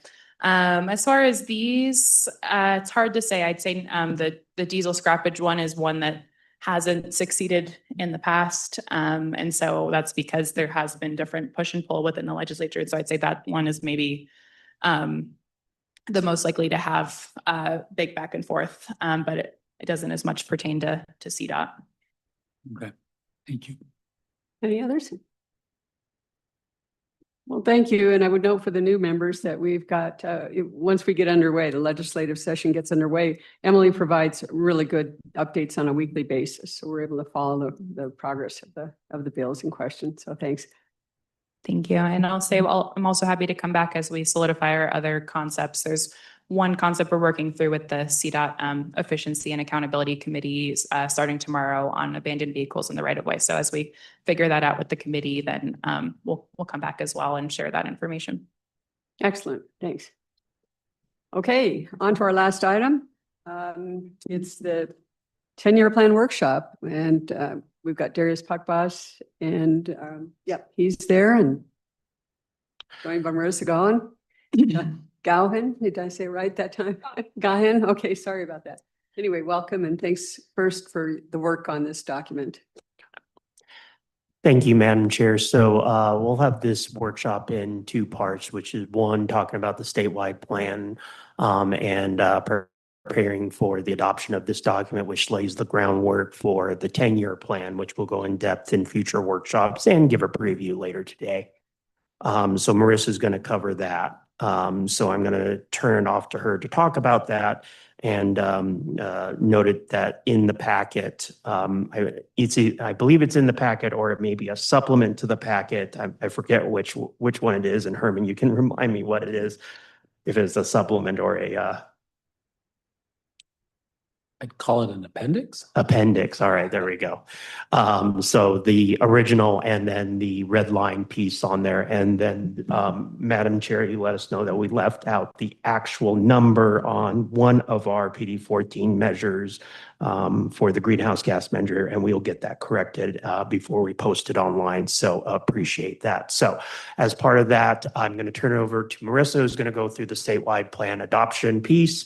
And that will be up for resolution tomorrow. So take it away, Marissa. Thank you, Darius. If you want to go to the next slide. So lots to talk today. I won't go through all the bullets, but basically we'll start with, I'll start by summarizing the public comments that were received last month. We had a 30-day public comment period that ran through the month of August. So I'll present a summary of the public comments that we received, and then talk a little bit about how the statewide plan is really just the beginning, and how we'll be using the statewide plan as we launch into the development of our 10-year plan, which is where I'll turn it back to Darius, and he'll walk you through our methodology for developing and updating the next 10-year plan. You want to go to the next slide. So we received 28 public comments. All of them actually were very, very thoughtful public comments during the 30-day public comment period. So the edits that we made as a result of the public comments are included, I guess, as a related attachment to your packet. They were quite large files, so we had to post them to the website, I think, separately. But there is in your packet link a link to the final version and a redlined version if you want to see how the public comments, any changes that were made because of the public comments, you can see them in the redlined version. So the general comments that we received were, first of all, some kudos, which was great. Some people commented that the document is educational and a great tool for interested citizens. We got a comment about new businesses coming to Colorado and how they should be paying for the growth they create. We got some project-specific comments, and I should note here that any project-specific comments we received, we always pass along to the CDOT region and the MPO or TPR in which the comment is directed to, but we did get some project-specific comments about project improvements in Frisco and Breckenridge. We got a comment about support for our PD14 goals, but perhaps the sustainably increasing transportation choice is more of an applicable PD14 goal to the Front Range, whereas fixing our roads and advancing transportation safety are true statewide goals. We got a lot of comments about the need to address poor pavement. We also heard similar comments during the telephone town halls. And then, of course, some comments to fix a few grammatical and spelling errors that we missed. We tried our best, but we missed a few things. So we got those corrected in the final version. You want to go to the next slide? So just breaking them down thematically into our PD14 areas, some of the public comments on fixing our roads included a request for a grade separated interchange on Powers Boulevard, support for increased roadway maintenance. There was some appreciation that the plan takes into account the need for highway and bridge improvements. Some comments about there needs to be a greater emphasis on roadways and less on transit. And then pavement improvements along Colorado 52 was mentioned, stating that additional work is still needed. Next slide. So sort of a hybrid comment between fixing our roads and safety is we did get a comment about the importance of freight on the Eastern Plains. So we did add a little bit more about Eastern Plains and freight and how vital that is for agriculture, energy production, and economic vitality. So that's sort of a comment that addresses both those goal areas. Wanted to note that. More, as well as comments on safety, we got general support for safety for both motorists and non-motorists. There's a need for pedestrian and bike safety in Gunnison was one of the comments. And then we got some really good wildlife comments. Some people said, you know, a greater emphasis on wildlife crossing is needed in Colorado. And then just to ensure that we continue to strengthen the partnership between CDOT and Colorado Parks and Wildlife so that we can really effectively integrate wildlife considerations into transportation planning and our projects. Let me go to the next slide. Comments related to sustainability increased transportation choice include support of expanding transportation options beyond driving. Sort of the inverse to some of the comments we received on fixing our road. Some people felt there needs to be a greater emphasis on transit and multimodal options. Specifically, a few comments about the plan needing to address bike commuting along the US 36. Comment about the plan being consistent with broader electric vehicle infrastructure solutions. And then a thoughtful comment about that historically statewide transportation plans haven't talked a lot about land use. So we did receive a comment that the land use section was appreciated with a few suggestions about how to make that section a little bit easier to understand. Go to the next slide. So So here I just want to step back, and I said this last month, but I want to say it again, just with a huge thank you to those of you who have been with us on this journey for the last year and a half as we work to update the statewide and regional transportation plans, and a thank you in advance, I guess, to the new commissioners that just starting this journey, because really the adopting the long range plan, which we'll ask you to do tomorrow, is just the beginning. We'll be now transitioning our focus into the development of the 10-year plan, which will take really the overarching strategies, performance measures, and goals that this long range plan sets and puts them into motion, figuratively speaking, by identifying projects and initiatives to implement that vision. So if you want to go to the next slide, and I'll turn it to Darius after this slide. But really, the statewide plan, these 2050 plans are the vision, but they're just the beginning because they are the foundation from which we build our 10-year plan.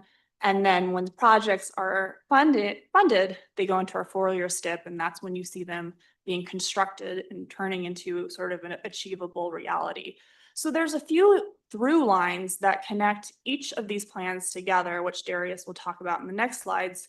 The first being data analysis, the second being public and stakeholder engagement, and then performance-based planning. So those PD14 goals and also our greenhouse gas planning standard targets that we set for ourselves. So just wanted to really emphasize that this isn't a document that is a standalone document. It really connects to these broader things.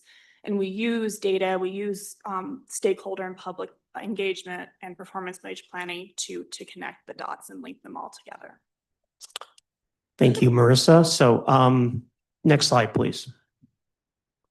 So one of the things that we utilize as far as data, which we still have this application available on codot.gov, is the long-range transportation planning data visualizers, putting all the data in one place for not only our planning partners, CDOT staff, and the general public is being able to have access to all the data in one place. You're not having to search for it or having a large stack of papers and maps in order to figure out where all of this data is at. So this visualizer puts all of that into one easy to find location, which included information such as roadway condition, roadway usage, transportation safety, statewide transit routes, where our current 10-year plan projects, and much more. So we use that extensively throughout the process and was very helpful to identify that.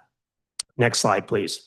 In terms of public engagement, so over this past planning cycle, which as Marissa mentioned was since May of last year, we've had 110 meetings with stakeholders throughout the state, and I was happy to visit all corners of the state. I think I went to all of the 10 TPRs that held meetings. And our regional staff had all of our 4P meetings and numerous other meetings with our TPR and MPO partners. 3,400 people took the online surveys about the plan when we had our telephone town halls. If I think some of our commissioners remember that 50,000 people took part in those 9 different telephone town halls that took place earlier this year. And these statistics that you see here do not include the efforts that were part of the other modal specific plans that were part of this process, which includes the State Highway Safety Plan that was conducted by our Traffic and Engineering Division, the Active Transportation Plan that concluded earlier this year, and the Colorado Freight Plan that occurred last year. Next slide, please. So adopted in September 2024, the Policy Directive 14 goals. This is the policy adopted by the commission, which sets out the high level goals for the planning cycle, and was the kind of the guiding principles for the development of this plan. Includes 3 goals for advancing transportation safety, fix our roles, and sustainably increase transportation choice.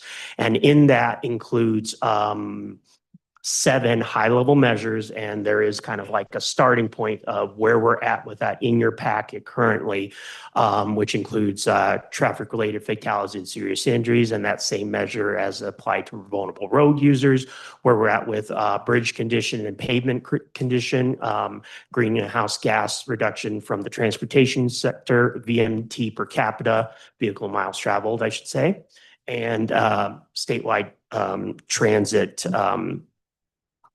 I believe it's unlinked passenger trips. Next slide, please. The GHG Transportation Planning Center, I believe we had a presentation on this in June at the June workshop, but at a high level, this came about following the passage of Senate Bill 21-260, and the commission initiated a formal rulemaking process in July of 2021 to adopt the GHG transportation standard into our planning rules. This standard requires CDOT and the state's 5 MPOs to create transportation plans that provide more travel choices and reduce GHG emissions over time. We model our transportation plans to reduce emissions by set amounts, and it recognizes that the projects we build have an impact on how Colorado's travel, and it's designed to provide more choices in terms of how folks get around the state. Next slide, please. So as we look in the transition between the plans, we currently lay out the plans from where we're at in 2019 to what we call the out years, which was 27 plus when you look at our current documents. We'll replace that with a 4-year prioritized plan, which is looking at 27 to 30, which I'll remind everyone that that is the year of funding, not necessarily the year of implementation. And then we also have what we're going to call the out years, which is 31 plus, or essentially 31 through 36. We'll also come back for another 4-year prioritized plan when we get closer to 31 to prioritize those funds as well. But we'll do a high-level planning exercise as part of the adoption process. One other piece that's new as part of this 10-year plan, which is done separately by that board, but is related, is CTIO develops a new multimodal strategic capital plan that is aligned with CDOT's 10-year plan, incorporating the fees that were developed, that were implemented as part of Senate Bill 24-184. Next slide, please.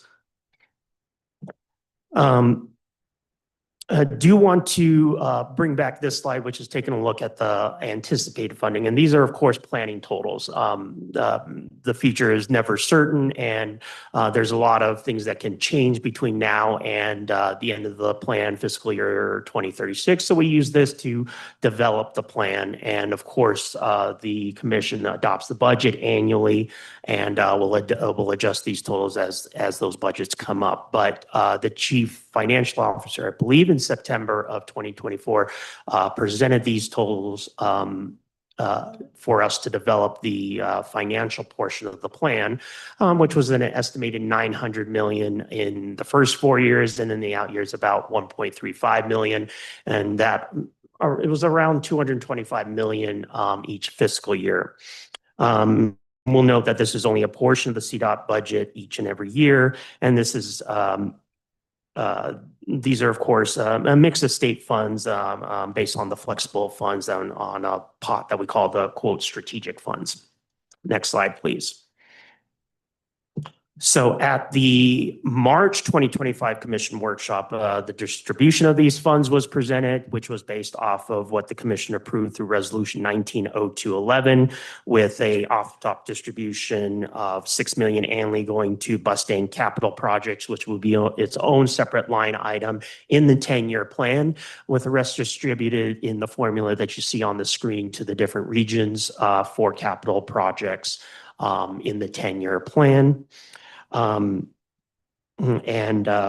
noted on the slide at the bottom there, each of the 5 regions actively engaged with their planning partners to identify how to distribute resources within their geographic boundaries while still addressing infrastructure needs. Next slide, please. So kind of keep that in context as We had a budget workshop talking about the budget. CDOT itself has about 1.7 billion annually for the transportation system. The enterprises have about 340 million annually through fees they collect, and the 5 enterprises, of course, the Bridge and Tunnel Enterprise, the Colorado Transportation Investment Office, the Clean Transit Enterprise, the Air Pollution Mitigation Enterprise, and the Fuels Impact Enterprise. Next slide, please. And when we're taking a look of how those blend together, we have the 10-year plan, which looks at our strategic projects, but we have other programs such as asset management, which we're looking at 807 million annually when you include the funds that come from the Bridge and Tunnel Enterprise, which looking at a fix-it-first approach. And we have other programs such as safety. We have the multimodal programs that come out of our Office of Innovative Mobility and the grants, sub-allocated grants that we provide, such as Transportation Alternatives, Multimodal Options Fund, and many, many more. So there's a lot of different programs that go through that develop that. So when we talk about a 10-year plan, it is our most visible program. It's not the only thing, but it is probably our largest program that's come forward on here. So it is one of the biggest decisions that are coming forth with the Transportation Commission and why we're spending a lot of time on it. But where some of these slides is helping putting it into perspective. Next slide, please. So the reason that we have some of those slides is we don't want to give the impression for folks that aren't in the transportation realm 24/7 that the 10-year plan is all we do. So we want to give the entire depth and breadth of the transportation capital construction program and grants in the 10-year plan document for folks that don't necessarily look at the STIP. The STIP is very clinical. It's more of an, I wouldn't say it's more of an accounting document. It looks like an accounting document, so to speak. But one of the things for the next 10-year plan is try to show the entire capital construction program with the best information available in that, so we can show what is planned with the asset management programs that have been programmed, what is planned with the grants that have been awarded, what is planned with the enterprise projects that have been approved in that document, and have it updated on a regular basis, probably on an annual basis. So folks know that it's not just the 10-year plan that is that CDOT's funding. There's more to that than that, more to it than that. Next slide, please. Moving on to some accomplishments. So I think we talked a little bit about that last month. Director Liu gave a presentation on our rural roads program, but some of the other accomplishments that the regions and the Division of Transit Rail have done as part of the 10-year plan. I'm going to go through some of these quickly. Include Floyd Hill, which is under construction right now.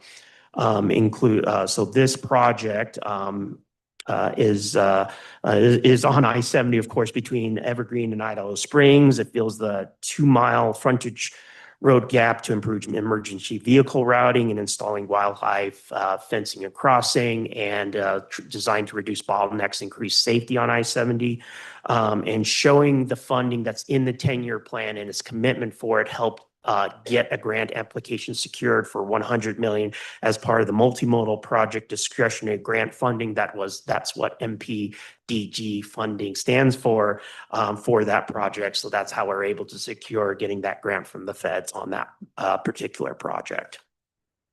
Next slide, please. Moving on is the US 6th and Wadsworth Boulevard interchange project. This project improves safety for motorists, pedestrians, and bicyclists and replace a structurally deficient bridge that carries US 6 over Wadsworth Boulevard. It addresses neighborhood concerns about cut-through traffic by converting portions of frontage roads to two-way traffic and reduces noise impacts to adjacent residents with new walls. Showing the committed funding in the 10-year plan helped secure a $20 million grant program as part of the RAISE funding. I unfortunately did not write down the acronym for this one, but I think this one was a fairly long one. So, but happy, if you really want the acronym for that, I'll happy to look up afterwards. Next slide, please. Moving on to Region 2. This example is the Military Access Mobility and Safety Improvement Project in Colorado Springs. So this project and it had benefits to Fort Carson, Peterson Space Force Base, and Shriver Space Force Base. It improved mobility and safety along 7.5 miles of I-25 west of Fort Carson, new concrete pavement along the route, full 12-foot shoulders, improved crash avoidance and emergency response. It improved Charter Oak Ranch Road access to Fort Carson, improved two I-25 bridges over Academy Boulevard, including more than $60 million in improvement on Academy Boulevard from Fort Carson to Peterson Space Force Base and the Colorado Springs Municipal Airport. The project also improved mobility and safety along Colorado 94, adding a passing lane and a jug handle intersections, that picture in towards the bottom there, along the corridor from Peterson to Shriver, and installed an ITS conduit along the highway. Next slide, please. Moving on to Region 3. So CDOT in Region 3 completed the US 50 Little Blue Canyon Safety Improvement Project in July of 2024. This project included roadway reconstruction, drainage, and access improvements, added the addition of minimum of 4-foot paved shoulders to the existing roadway to meet current geometric design standards and improve roadway safety. So Region 3 and Central Federal Lands also included geohazard and rockfall mitigation work all along the highway, as you can see with the picture, to help with the safety on that based off of the geology along that route. And the completion of this project culminated 30 years worth of upgrading US 50 along between Gunnison and Montrose. Next slide, please.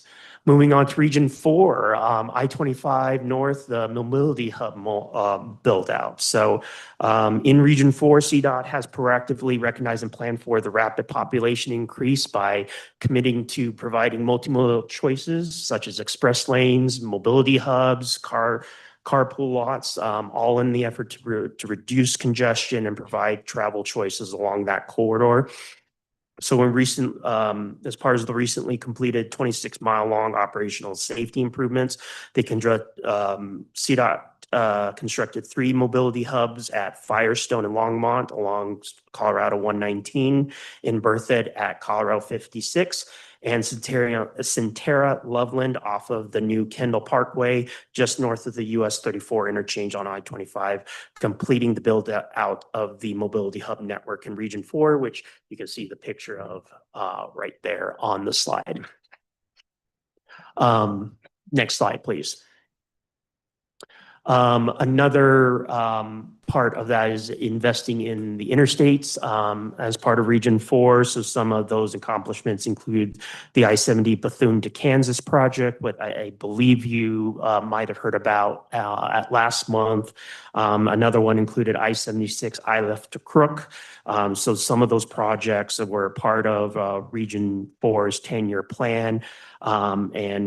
These particular slides showed the dramatic decrease in the amount of poor pavement in Region 4 as some of those investments since the 10-year plan was adopted in 2020. Next slide, please.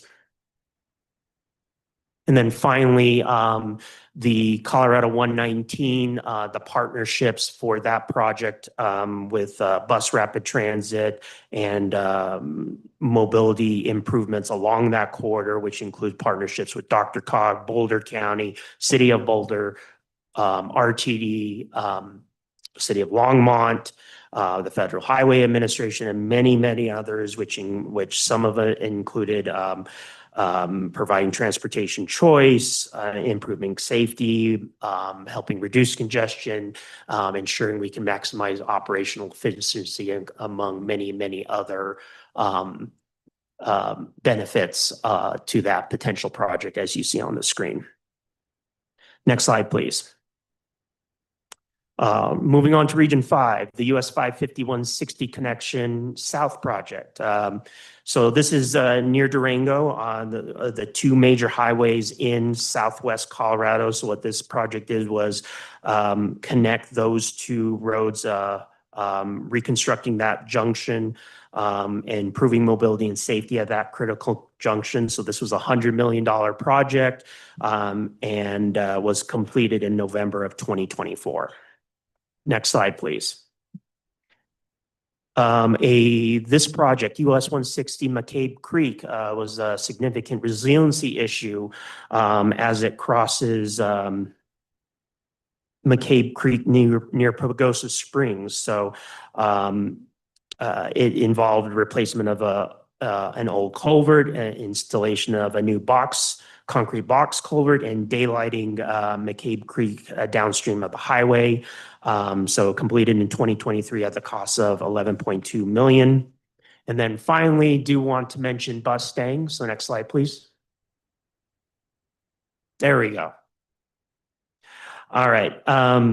So the CDOT's commitment to transit concludes the statewide Bustang service. We'll note that Bustang was the only service in Colorado to grow operations following the COVID-19 pandemic, expanding to 66 routes statewide. Bustang has increased transit accessibility and strengthened connections to rural and urban areas. Weekday service includes 11 round trips on each of the north, south, and west lines. Weekends and holiday services also expanding. It has expanded, now offering 6 additional round trips on both the north and south lines. Plus, this is the new bus wrap. I made sure that we had a picture of that so we can show off that on our slides as well. Next slide, please. All right, and I think we have seen a slide as part of the previous presentation. As we go through, we have a number of throughout the state investments in rural roads with close to 800 miles being addressed in projects in this plan. And that's on top of the estimated $230 million annually that's spent on rural road resurfacing that's performed in CDOT-based programs. And of course, one of the projects that was highlighted was the US 50 Delta Dips program. And I think that was part of the presentation last month.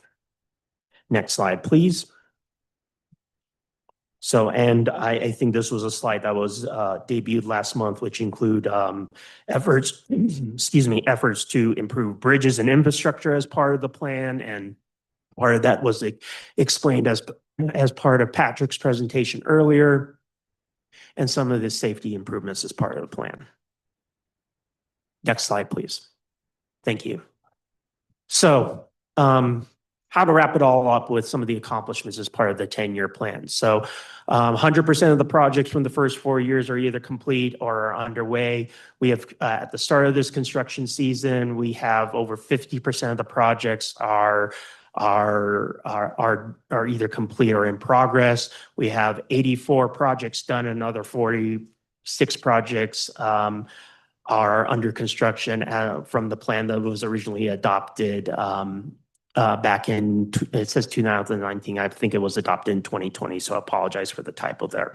And so that was all made possible with a lot of the funds that we got with the original funding bills that came from the legislature. And I will note some of the flexible funds that we get from our federal allocation. So going forward, looking at how we're going to update the 10-year plan from a high level, looking at some of the methodology. If we could go to the next slide, please.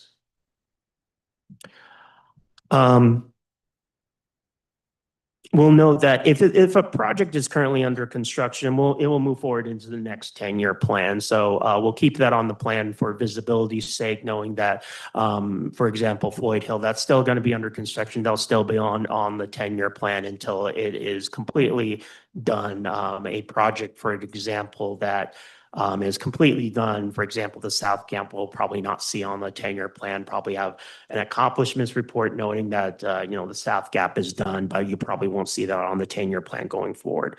So projects not currently delivered in the current 10-year plan, and we're assuming that it's going to go forward unless it is purposely removed because of the following reasons, such as other than strategic funds have been identified to deliver the project, such as we have identified base program dollars to deliver it. local planning partners have identified that other priorities that take place, or there have been delays in delivering projects. So we want to make sure that we can adequately deliver projects in a timely manner and not hold over funds.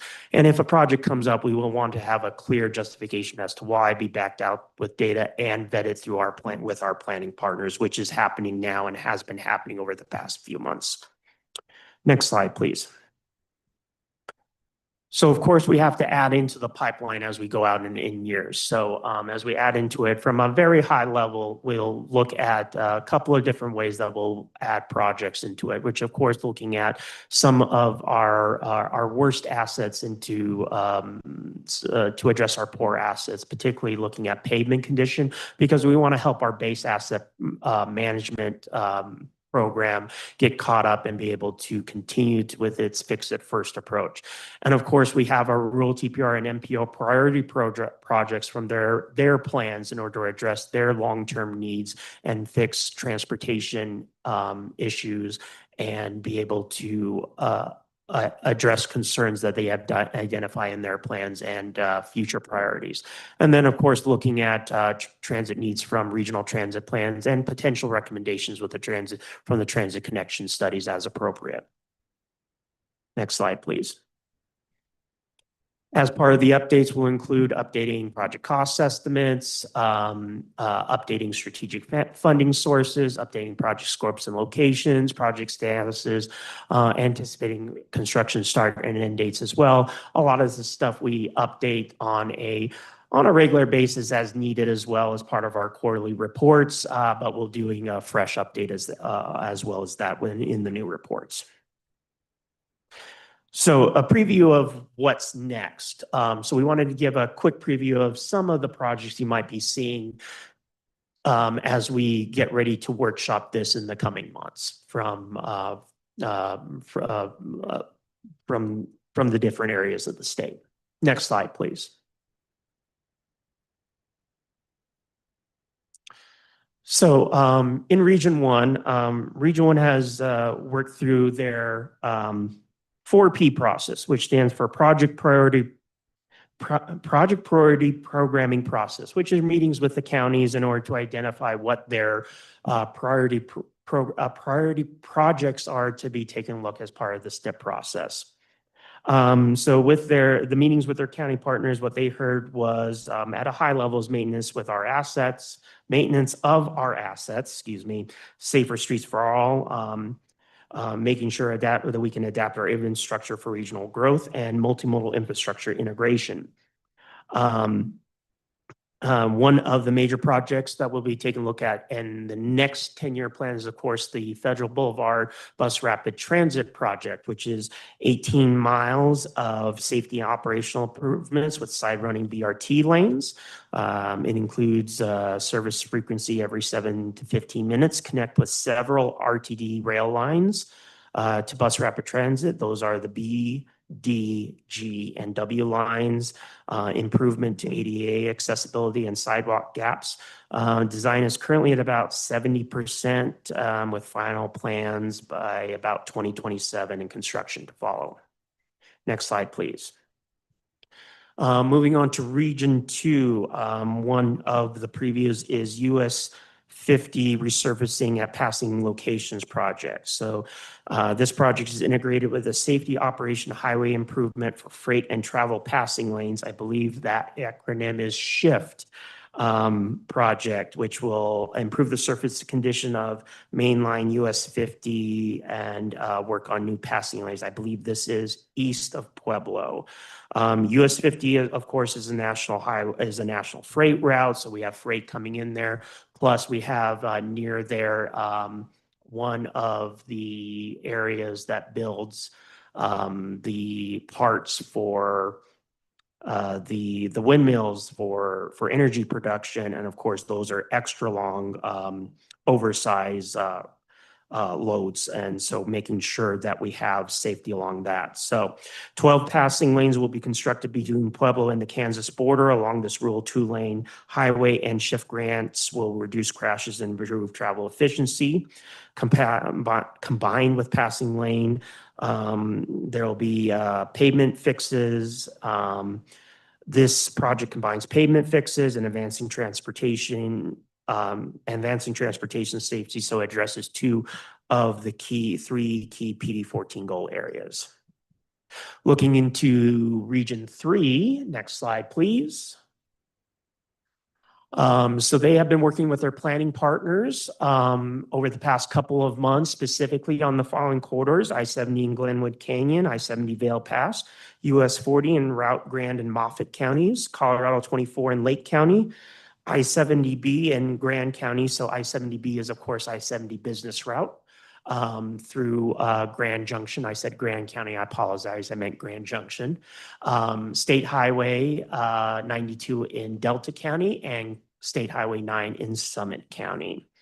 Preview of a couple of projects in advancing transportation safety: US 40 Red Dirt Hill, which includes shoulder widening turn lanes and access improvements.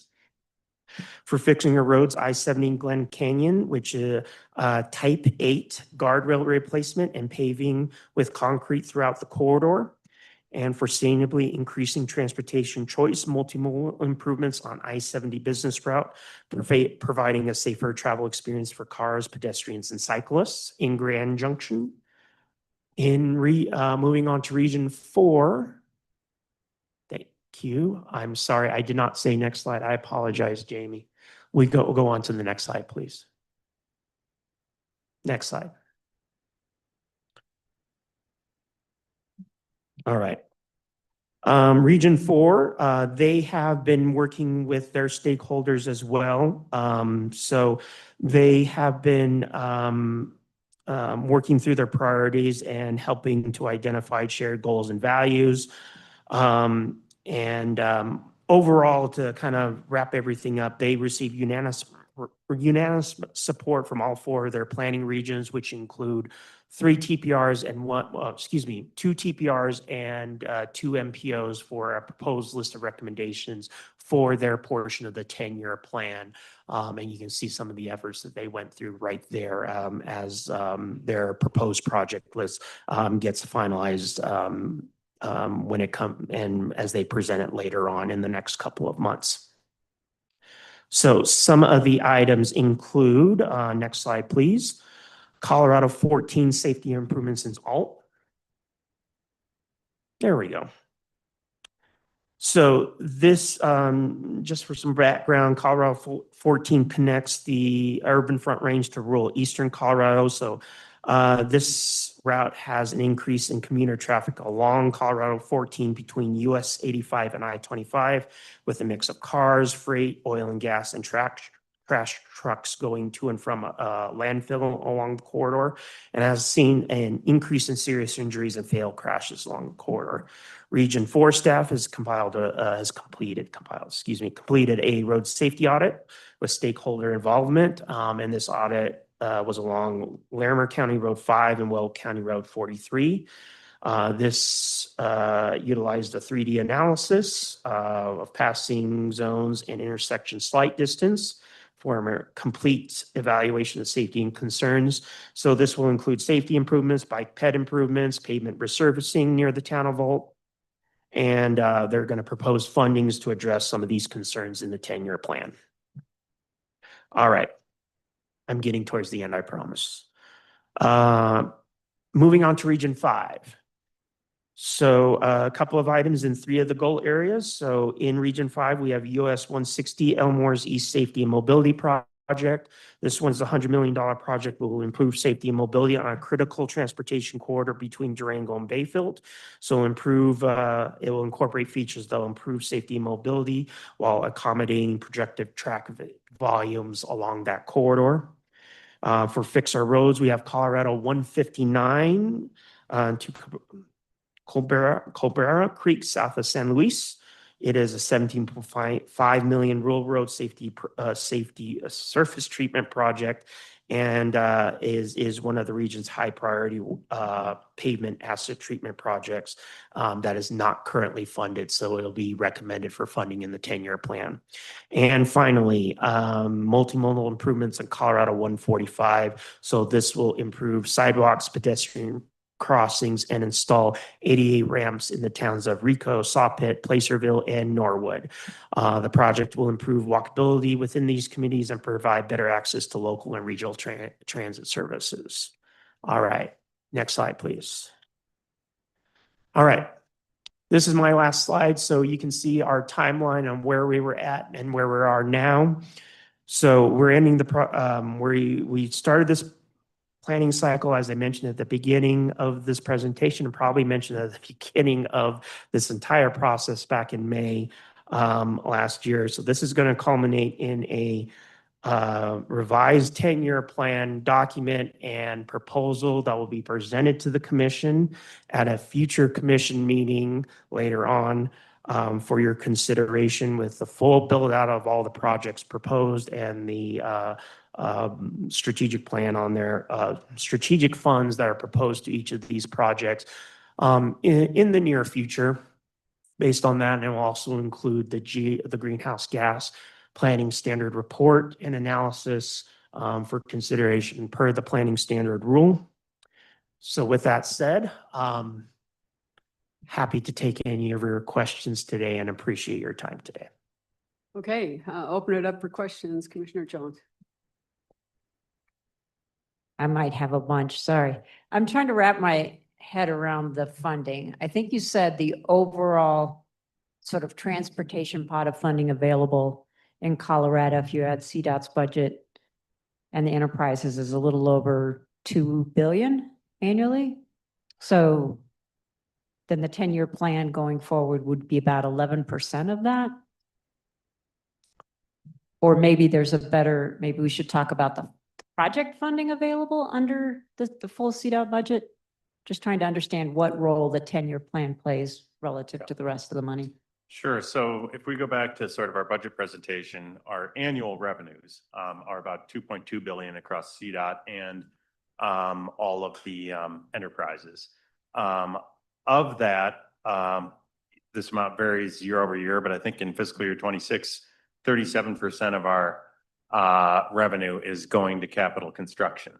So, if you do the math on that, that gets you what, 800 million or so for capital construction in total.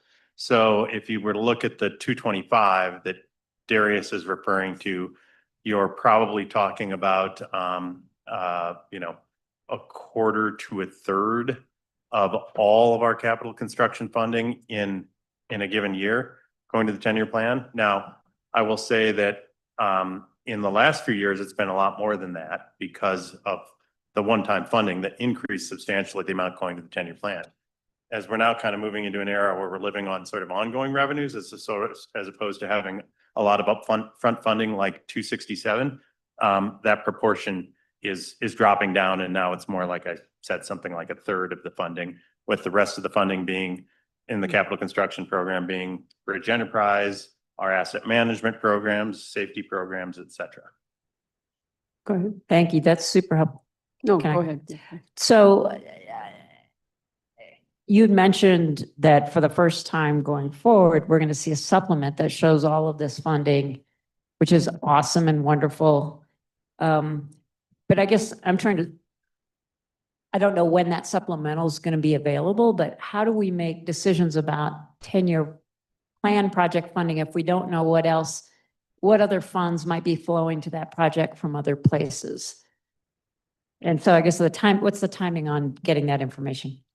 So I think we'll be able to, before adoption, you'll be able to see that information. Also, if it's anything related to CDOT funding, the commission usually, and Jeff, you can correct me if I'm wrong, but I believe the commission has the ability to make that determination. And also for the two enterprises where the commission is the board of directors. Again, the commission is the deciders on that. So we'll note that the strategic funds may not be the only thing that funds some of those projects as well. The Bridge and Tunnel Enterprise may help, for example, a 10-year plan project that has a nexus with its business purpose. If that helps a little bit. But the whole idea besides seeing that is to also look at projects that may not be a 10-year plan project, so to speak. So being able to look at the entire pool of projects. So we do note in some of our documents and our dashboards, if a 10-year plan project has, for example, enterprise funds or other CDOT funds, or has funds from a local entity, for example. Hopefully that helps explain it a little bit. Good. I don't know if you want to add anything on to that answer, Jeff. No, I think just clarifying a point Darius made and clarifying my earlier point when I said like a third of the funding, that really just means that a third of the funding is sort of what we call this strategic funding that you allocate through that 10-year plan process. Because that third of the funding is leveraging a lot of other sources like Bridge and Tunnel Enterprise dollars going to the 10-year plan, the total proportion that ultimately is in a project that we're kind of considering a 10-year plan project is going to be a lot larger than that. It's because it's probably coming potentially with some Bridge and Tunnel Enterprise funds or some CTIO funds. So it's a third or so of the dollars are what we call strategic project dollars that you are approving through that 10-year plan. But the total amount of dollars that might be committed to those projects is going to be a number much higher than a third of the total program, if that makes sense. Yeah, I was just wondering what's the order, because I mean, at the end of the day, people don't really care how we fund a project. They just want to know that the project's fully funded. So do you go in knowing, hey, this is going to get enterprise funding too, and the 10-year pot is going to fill the gap, or vice versa? Or does it vary project to project? So I think the best way to describe it, and of course there's not a like set standard with it, but generally we need, as part of it is the plan and as part of the planning process. So it's not a you must have the order doesn't have it, but we need to set the plan in order for the enterprises to respond to this. So we need to develop that. The enterprises remember, these are businesses set within CDOT. So CTIO, for example, when we go back to that slide that we have, it must have a plan that is aligned with CDOT's 10-year plan. So CDOT needs to develop the plan for CTIO to develop its capital plan that is aligned with our department's 10-year plan, for example. Okay, thanks. Others? So I'm sure you've all looked at the actual document. It was, Herman included it as a link, and it's pretty impressive, I gotta say. We're voting on that tomorrow. So I just wanted to encourage any questions you have. This is the easiest informal setting for doing that. Not that you can't ask questions tomorrow if they come up, but just wanted to encourage if you have any lingering questions or ideas or whatnot. Darius. I'm sorry, I forgot to mention this, and I apologize to the STAC chair if he already mentioned it, but last month STAC did vote to recommend the document for approval to the commission. Okay. So one last round. Vice Chair Bowman, any questions online there? No, thank you for this great presentation. Yeah, thank you. It's been a long process. I think it really, I mean, my take on when it started was really the PD14 adoption. And you can see how that's woven through this and really a key part, and that's gratifying to see. So anyway, that's all there is on our agenda. I have one item. Elise Jones brought up a really good point. We can recycle more than we've been doing. And that blue container is now over there by the corner where we all exit or go in and out. So I just encourage us all to take advantage of that. So, so anything else for the good of the order? Well, I think we're out early. Okay, and see you tomorrow morning bright and early for breakfast. So thank you all.